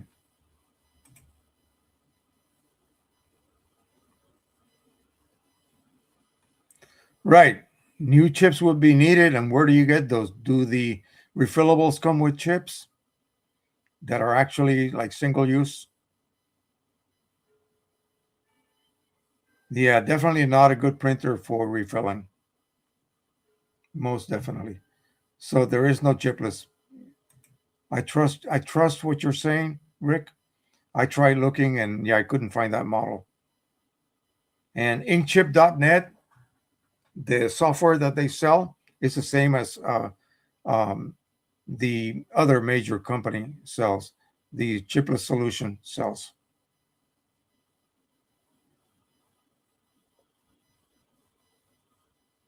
So, Miss Bauer, send me the new picture, please. Yeah, definitely not supported. Okay, I see what's going on. Now I don't have to click anymore on the right. All I have to do, look at this. All I have to do is hover over it and it comes on. Weird. They keep making these changes on this streaming site. Very strange. I was wondering what was going on. Look at, I just hover and boom, it comes on. And I hover back on and it goes off. All right. Yeah. So that okay. Yeah, that's just like the SP 15,000. Unfortunately, it is not supported. All right. Well, I guess that is it. Um, yeah, you could. It would be such a hassle to have to buy, a set of refillables just to get the chips. No, you could do that, but no, it's not worth it. It is really not worth the effort. Sorry for the bad news. Okay, so P800 ultra premium paper luster, which is what I have loaded. Actually, I have a polar luster from uh, Red River, a roll. I have a little bit left. So I have set this up to 17-inch wide by 13. I got to put the proper profile on here. Click on the date, roll all the way down, and we'll look for the one for the P800 right here.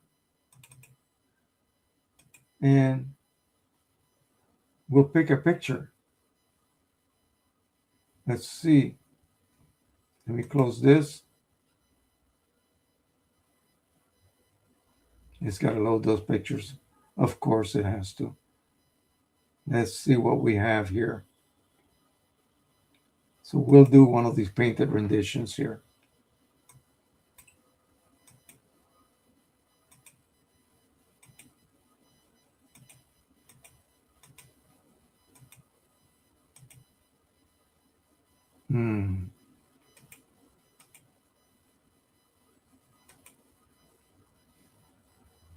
Maybe this one. We're not going to crop it. Okay, if we crop it, it's going to do that. So maybe we will crop it. Nope. Oh, I see what's happening. Hang on.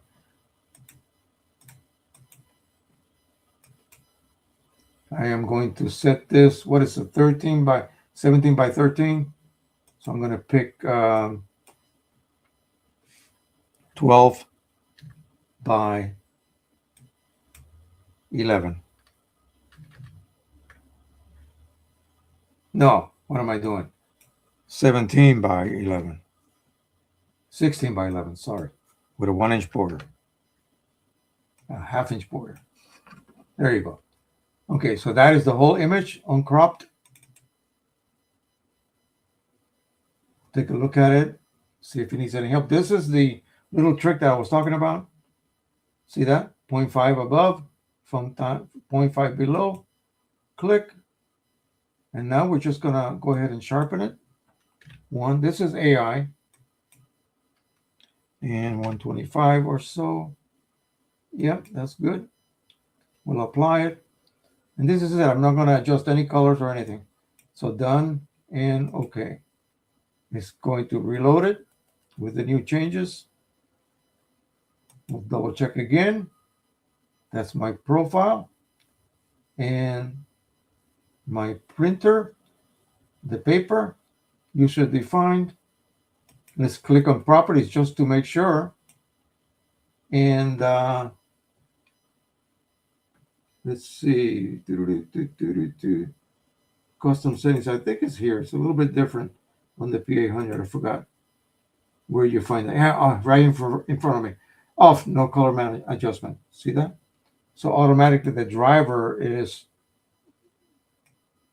turned off, basically, no color adjustment, because I'm using QImage to do that.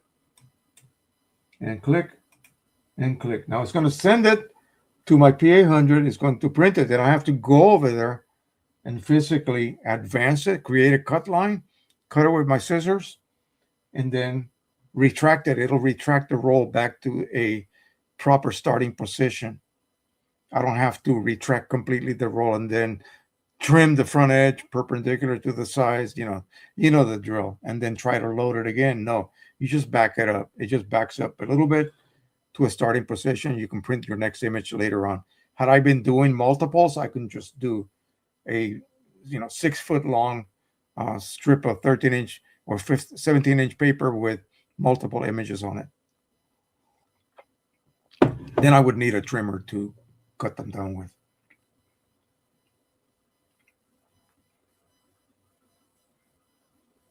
Yeah, let me just chat a little bit here. Most of the time, what happens with us is that we're starting out of this. We did not grow up in the era of film, so we don't know what prints are. Basically, yeah, I've seen them in people's albums, but I don't want them. I have a phone. I can just look at my pictures. I can go to the internet. I can go to my Facebook. I can go to my Instagram, whatever, wherever I see images from. Well, you haven't lived until you see a real print. And that gets a lot of people enthused and they jump right in, no offense, and buy the wrong printer. You don't need to buy a Pro 1000, but you need to buy a printer that is not only dedicated for photography, but in the case of trying to save money, because you're going to be paying for the printer quite a bit, also saving ink. And the only way you can do that is with a printer that can readily be refilled. And I'm talking about refilling your original cartridges. If you want to stay small and still want a scanner, the XP 15000, the G620 from Canon. Okay. And my buddy here, and I'm not trying to plug this just because he's here, he offers products for it. These cartridges, I mean, these printers are amazing because unlike the Pro 100 that has internal waste ink pads, and they become soil and they reach a level where they're saturated, and the printer is basically dead at that point, even though the printer, there's nothing wrong with it. The printer dies because its diapers are full of ink. Get a printer that has a user replaceable waste ink cartridge. To save money, you need to find a source for a resetter that you can reset those chips, because these cartridges, they reach saturation prematurely. They're not really saturated. They're not. They can be reset once, twice, and reused again. And at that point, yeah, the ink pads inside are saturated and you toss it. Or don't toss it, remove them and replace them with replacement pads that he sells as well. Really super good for the environment. Would you like a landfill filled with this lousy, gunky black ink, waste ink filled? Bleh. No, I don't. I will reuse them as many times as I can. And plastic does not degrade, it'll be there for centuries, millennia. Why would I want to do that when I can just simply reset the chip with a resetter? If I need to pack the insides, and you can remove the top and look. Oh, it's time. It's really getting saturated, even though I've used it 2-3 times already. Now, finally, I replace the pads, reset the chip, put it back in. That's what I'm doing here. Okay? That's what I'm doing in the XP 15000, the G620. Come on. So buy a printer that will fulfill your needs, but it has to fit a certain category, and that is able to be refilled or able to be used with super low cost inks. So on sale, you're going to pay $550, $580. But the ink, 70 milliliters of ink for $18.95. That's less than a little tiny cartridge with maybe, if you're lucky, maybe 13 ml of ink in them. What a ripoff. Okay, you see what I mean? And then learn the process. So you buy a printer that has been proven. And I have proven several printers that I would highly recommend for people who want to get into photo printing. If you want to do 13-inch, nothing else. This, get that. Pro 100, yeah, the thing is old. It's 15 years old already, almost. Get this baby right here. Lasts forever. Those inks, they last forever. And don't break your wallet. If you want to do super high quality, 17-inch and buy whatever, then you get the Pro 1000 from Canon or the Pro 1100 from Canon. Why? Because those cartridges can be refilled. This is just an empty container. It has nothing mechanically in it. No sponges, no channels, no maze of tunnels and valves and diaphragms, and that's what Epson does. To make things easier, you can actually refill these by pressure. But to make things easier, you just drill it 5 30 seconds of an inch hole. And you buy a plug from Rick Johnson. Inject 80 ml of ink in there. whatever inks you decide to buy from a reputable dealer, Precision Colors. Or I buy large Canon cartridges and I take the ink from those and I use it to refill my Pro 1000 cartridges. And then you disable the chips. There's a process to that. It's not rocket science, but then you end up with a professional level printer that can do gallery quality prints. I'm not kidding. Gallery quality prints, the best anyone could ever, demand. Pro 1000, Pro 1100. Now, if you want wider, 24-inch wide, then you got to jump up to what's more like a floor unit printer. But that's way in the future. So if you need 17-inch wide plus whatever, I recommend. There's only 3 printers I recommend. For 13-inch and whatever, 8550. For 17-inch and whatever, the Pro 1000 or Pro 1100. Oh, but you love the P800. Yes, the P800 is old, and you need to make a chipless to be able to use it. And you can only use it with third-party refillable cartridges. Not the same thing as using original OEM cartridges. Canon printers allow you to do that, unlike many other brands that do not. Okay, so my recommendation would always be 17-inch, Pro 1000, Pro 1100. 13-inch, 8550. That's it. Don't look at anything else. Really, there's no need to look at anything else.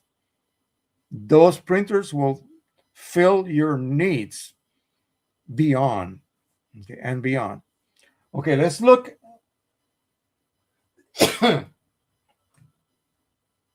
I think that's done printing.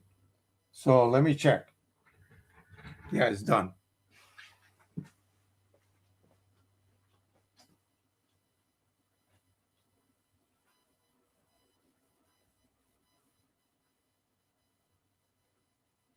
Nope. Still got a little bit more to go.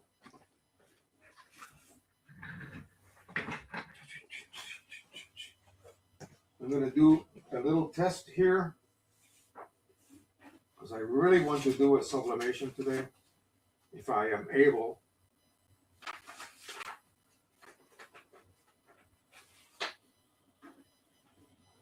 I still have a little issue with the magenta.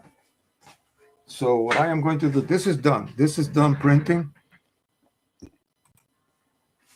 We are done with that. I'm going to remove it. I'm going to go here. And I'm going to switch over to the 4200, which we're going to be using for our sublimation. So let's see, make sure that I use the one by USB. And it automatically goes to the previous size that I used. I'm going to go to File. I'm going to go to Unclog Job. And I need to work on the magenta. So I am going to just choose magenta. I'm going to undo the black. The black is fine. So I'm just going to go ahead and print a magenta unclog chart. Look at that. Isn't that amazing? So, and color management was set to off, by the way. It just reset itself back to normal color management. That's what you do when you print these unclog charts. Use color management off. We'll let that run. Let's go ahead and get this set up for sublimation. We want to do a user defined because I'm using, basically what I'm doing is taking 13 by 19 paper, cutting it in half. So I end up with 9.5 by 13. So we're going to make a custom size of 9.5, 9.5 by 13. And of course, okay, invalid error. Oh, shoot, I cannot do this here. Oh, yeah, I can. 8, yeah, not 9.5, 8.5 by 13. Then I'm going to have to trim the paper to make it fit. And the size is going to be 8.1 by 12.1. No, not 9.1. 8.1. 8.1 by 12.1. We're going to print that on an 8 by 12 piece of aluminum. So that is the setup right now. I'm going to remove the borders. We do not need borders for this. And I am going to print one of these beautiful images here. That one. No, that's actually a painting. I don't want a painting. Maybe this one right here. These are all paintings, but I want it to be, this is an actual one from a real painting. So we'll leave that there. That is ready to be printed on. Now what we need to have is the sublimation. Ooh, should we do this again? I just remembered. Should I rescan this?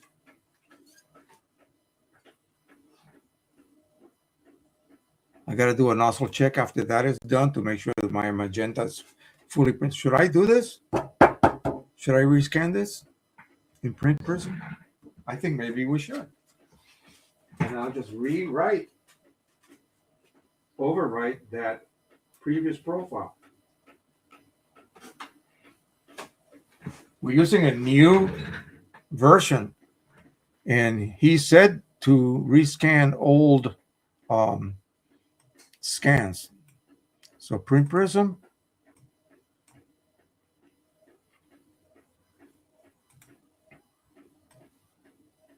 Okay, everything should be the same. 8550, 8550 series, 8500 series, and scan now. Boom. We're not even going to do a preview. I'm sorry. We're not even going to do a preview. So I'm scanning right now. It's going to do the triple scan. And since it's doing that little bit of a wait, that is good. That's what allowed my slower than normal. He said he didn't have any issues. But I went back to an earlier version, the 121, and it did the triple scan perfectly well. So maybe something else was up, but now it's working fine. So as long as it works, I'm happy.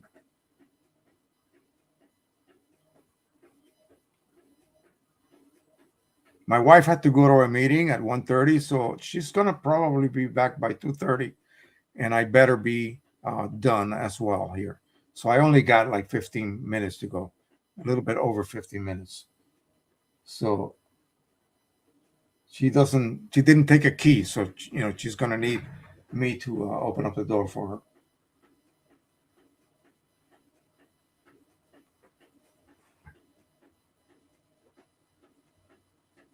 So now it's scanning the original. Yeah, they're right. It's taking forever, but this is at least waiting.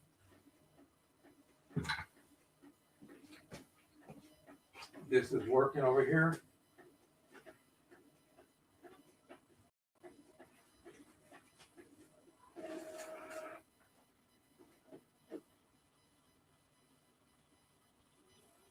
This looks good.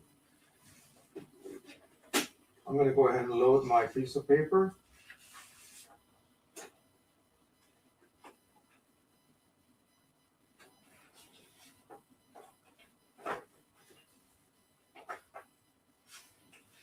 I guess I do have to cut it 8.5 by 13.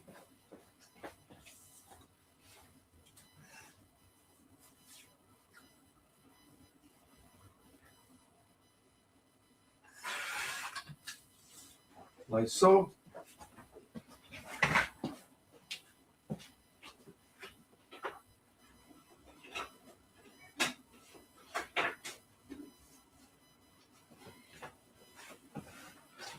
We'll send that job.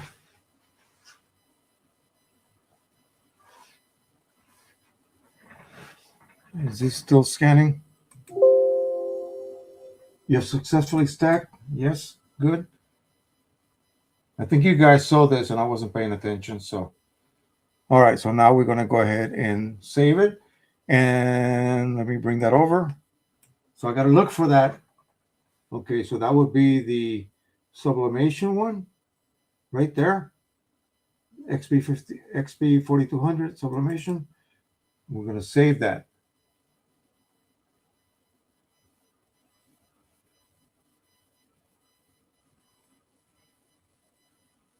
Did I do that?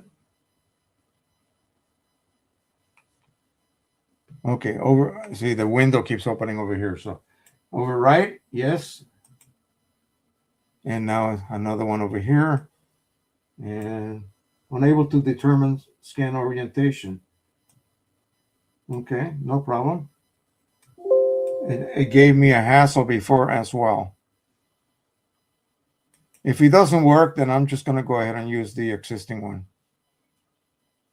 Yeah, we don't have time. That's okay. We'll go ahead and print this first using the current profile. Let that run. I'm going to go ahead and pre-warm this. I'm going to go get the other one.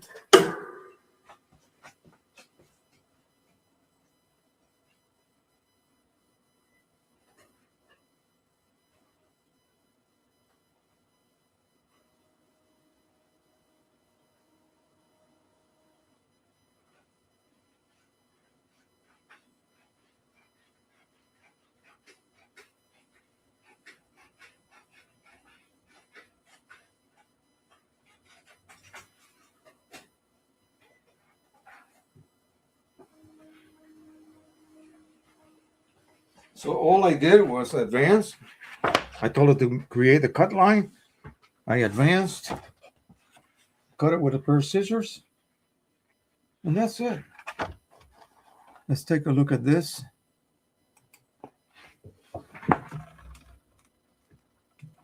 And it's a very subdued painting. Beautiful.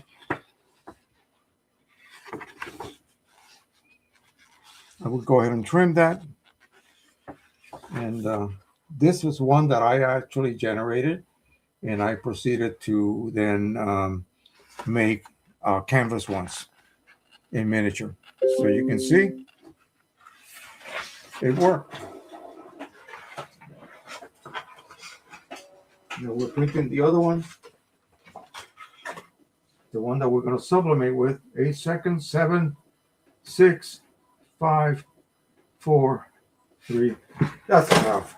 That's warm enough. And we'll get us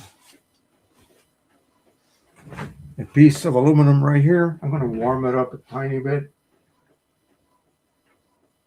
Makes that protective tape cover come off a lot easier.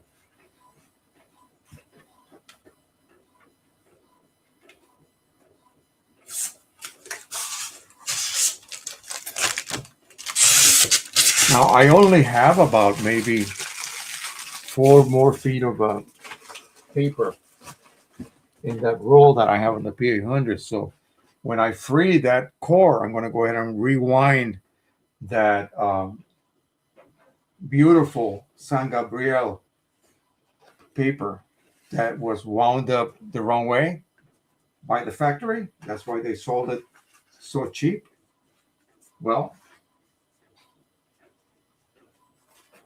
I'm going to carefully do that. I'm going to take it upstairs to my couch or the bed and slowly counter roll it, in other words.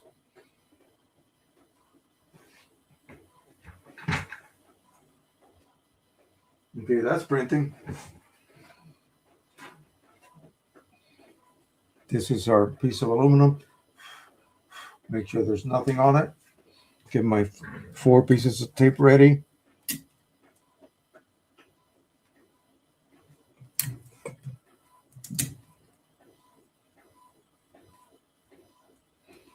And I'm wondering, in the future, if for some reason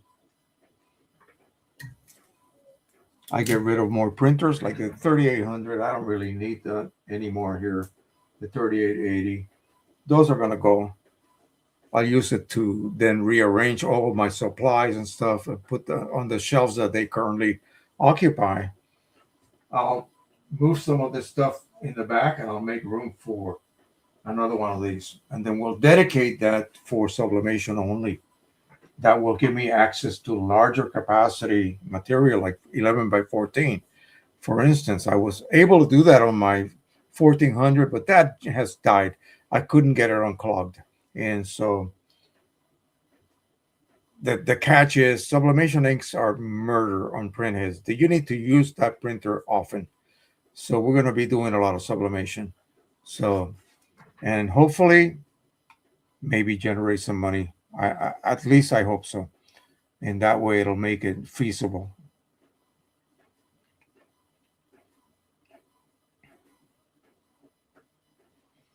Okay, here's some stuff from Rick Johnson. Oh, where do you find you? Hang on a second, folks. What do you mean, where do we find you?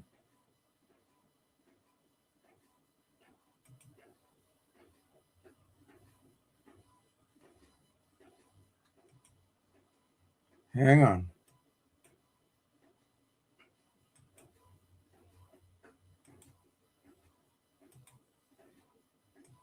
Right here. Do not go away, folks.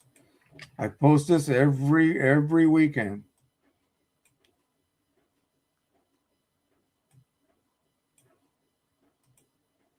Right here. Go there. You will find among the other many links Rick Johnson's links, and it'll take you to his eBay store. And there you can buy whatever he's offering, okay, which is many things that we all kind of need when we're printing with various families of printers.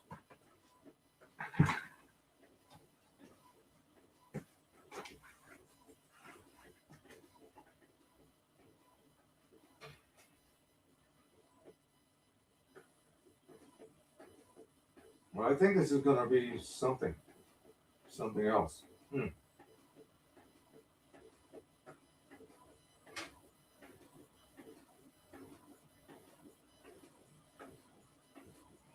I have to give this a bit of a warm up. So the reason for that is, possibly going with an 81, an 8500 for sublimation is because that only has an 8.5 width capacity, and I cannot do a like an 11 by 14. It would have to be an 8 by something always. So here it is. It looks fantastic. Let me dry it. This is a quick dry here. This is not really what you should do. You should let it air dry. But we are running out of time here, so we will go ahead and do it this way.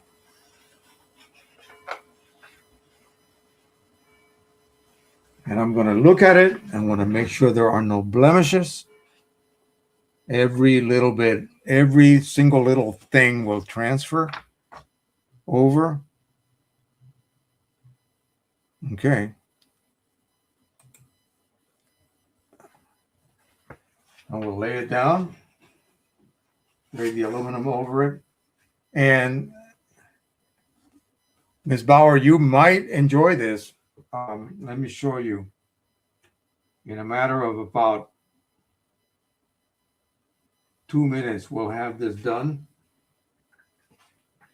So what I did, sublimation, unless you're, not been exposed to it, simply is something solid like ice, not going through the melting process, but turning into a gas at the same time. And that happens under certain conditions. It happened earlier when we had that big blizzard here. The snow, the ice was disappearing, but there wasn't any water. There wasn't any puddles of water. So that's sublimation. So what's happening is this special ink will go from a solid to a gas through heat. And the aluminum on the opposite side has been pre-coated with white and then covered with a clear coat of polyester, but a perfect coat. Nothing you could do with a spray can. A perfect coat. And we're going to transfer that directly into the polyester layer molecularly. Okay. So it creates literally a permanent print, something that will never fade.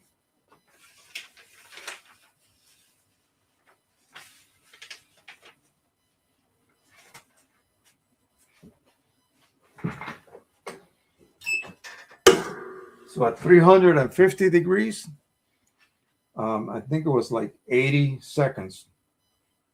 So a minute and 20 seconds. And it could be a little bit more, it could be a little bit less. It depends. Depends on what material you're using. Where are you getting your aluminum from?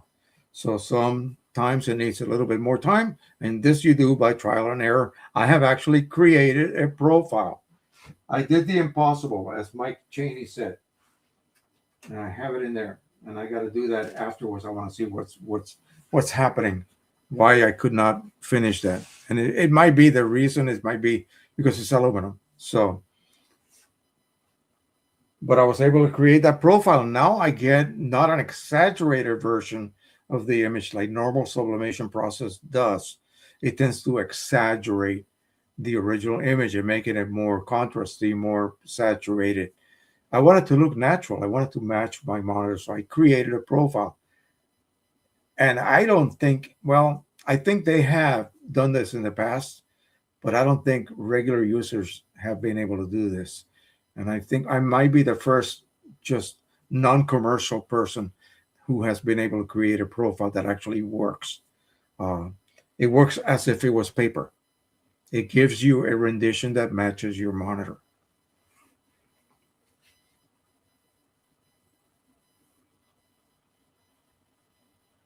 The platen, the iron has to press against the sandwich in perfectly even pressure.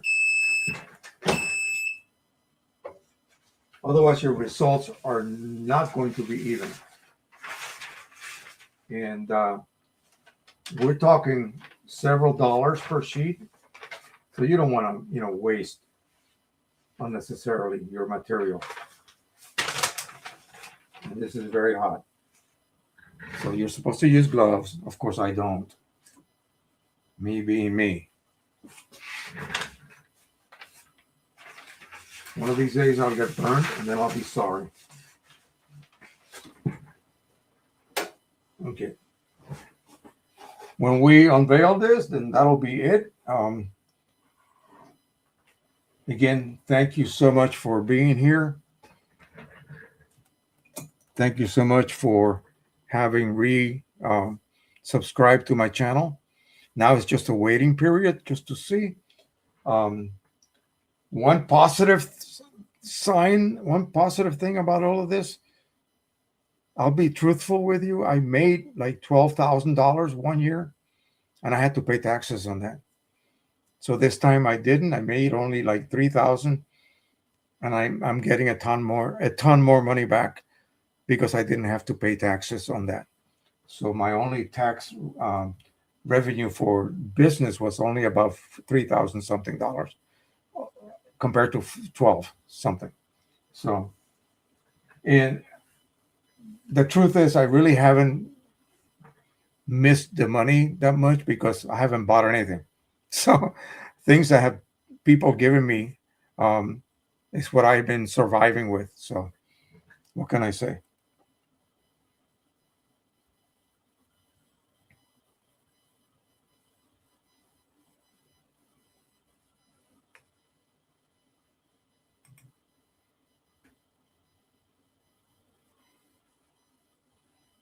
Yes, detect corners after the stack scan.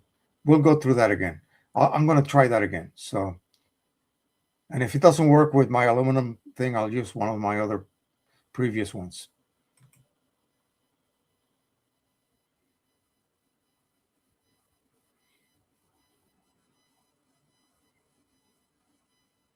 Yeah. Well, we're now getting that. So,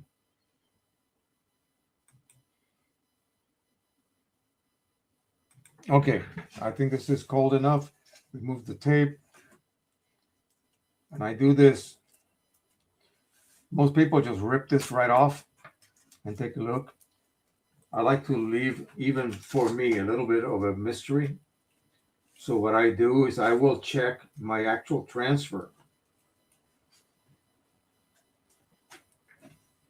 I look at my transfer and I see that it is, the normal 90% evenly across the board. Everything looks good. I don't see any dark blotches of areas that did not transfer. Moisture will block the actual sublimation process. So you have to make sure you preheat that. Get rid of any moisture in those paper layers that you sandwich that transfer sheet and the aluminum with. They have to be absolutely dry. And I also have a Teflon sheet underneath that. It's a special type of material made for that. Okay.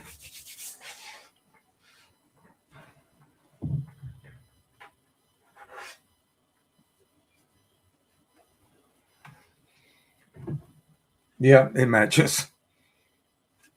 Wow. Hang on. If I could do this, let me see if I can get away with this. No, I can't. I'll look at it by myself. I'll look at it by myself. Yeah. Oh, yeah. Wow. Amazing. Amazing. Maybe I can do this. You're still relying on the other monitor.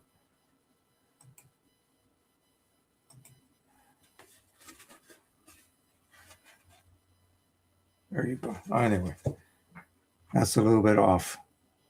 But in when I move it to my monitor here, it matches. So this is what you get, folks.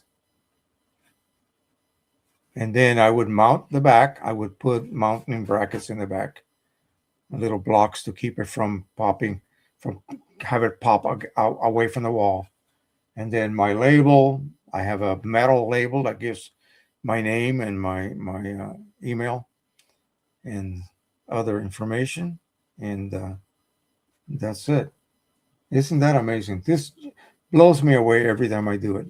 Every single time I do this. So this is one of those miniature paintings that I'm making. So I'm going to have this. I'm going to make this one mountable, in other words. And like my friend Richard told me, if somebody wants to buy the miniature one, they can also buy this one along with it for a bit more money, and they can set it up at home. And mini versions versus the full metallic version.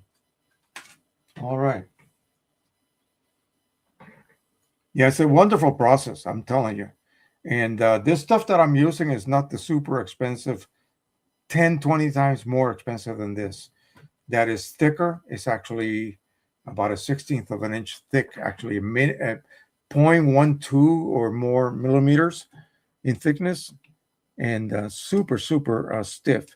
And the surface, I mean, flawless. This is actually 98% um, the top quality for much less money. Much less money.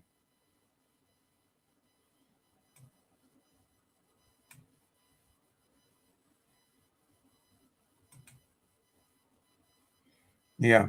Thank you. And I'll be bringing all kinds of stuff down to the hotel when you guys are here.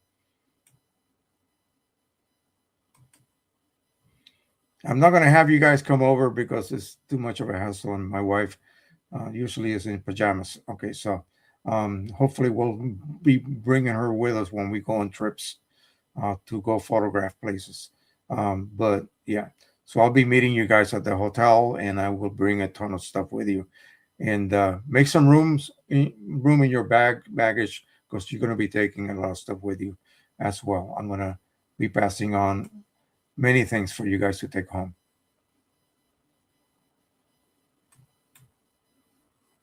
Okay. I'm getting used to this automatic loading here. It's crazy. All right. So did you guys, I want to ask you a question. Were you guys able to hear the soundtrack of the video slideshow initially? I think maybe that was the problem when I did. Oh, I got everything done today. Wow. When I did the slideshow last week, I noticed that because now Print Prism allows me to download a video version of the show in full resolution. So I noticed that there was garbled sound. Okay, good. Yeah, good. Okay. So that was the reason I clicked on like stop background noise or something like that, and maybe it thought that was background noise. Is what I'm trying to say. Maybe that's the reason. So now during the week, this week is going to be super busy. Let me tell you guys what's happening. Uh, Nathan is going to be 14 next month. He belongs to a ballroom dancing, kind of like a club at school. They're having their competition this week. Last year he got second prize by this much. Okay, he could have gotten first prize by a tiny little bit. Um, so we're definitely going to that. Then we're going to be going to our mini club meeting. I think Janine has no appointments anymore until the actual surgery, which is probably like the week after. And what else we got to do? Oh, we're going. Oh, Nathan's Boy Scout troop is having their spaghetti dinner this coming Saturday night. So we come back from our meeting, the mini club meeting. We'll go straight over to a church where the uh, meeting is going to take place, and the dinner, basically. So we donate money and then we sit down and eat. And Jeremy will be coming. Hopefully, his parents will also be there, and we're going to have a feast. And they serve us, and it's wonderful. It's beautiful, really, really amazing. I really, really loved it last year. So that is what we're going to be doing. And then I think once the surgery is done, it's a matter of some post-op appointments. I don't think there's anything really that anything big happening anytime soon after that. Hopefully, once this is all done, they're going to put a new lens on her left eye. This eye had a cataract. They removed that. There's a remnant that they just noticed came back. They're going to remove that. Zip zap zip zap zip zap with the laser and remove it, and then the other surgery will be more invasive with a new lens, and they do that to correct um, really bad astigmatism. So then after that, they're going to do she also has a cataract there.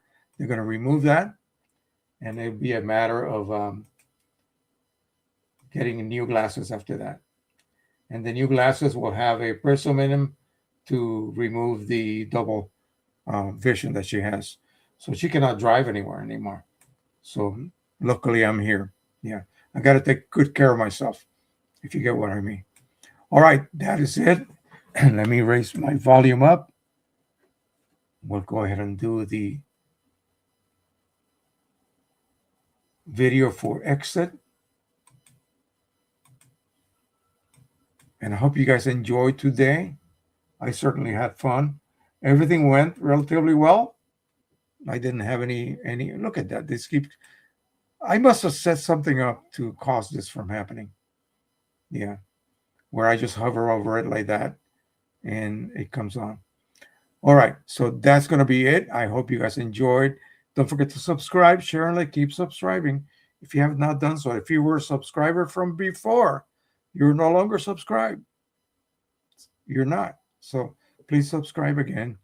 And good luck with everything you do. You know how to reach me.